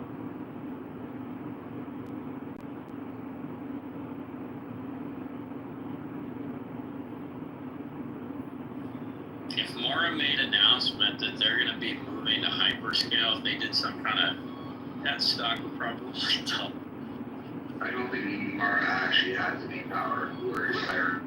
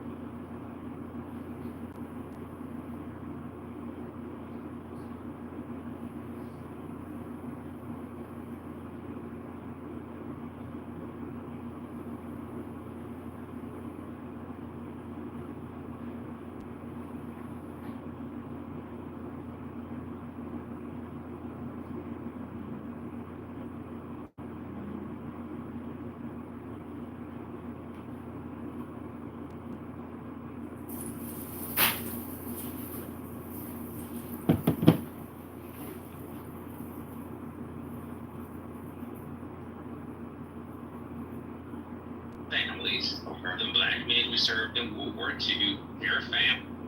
Recent developments with, you know,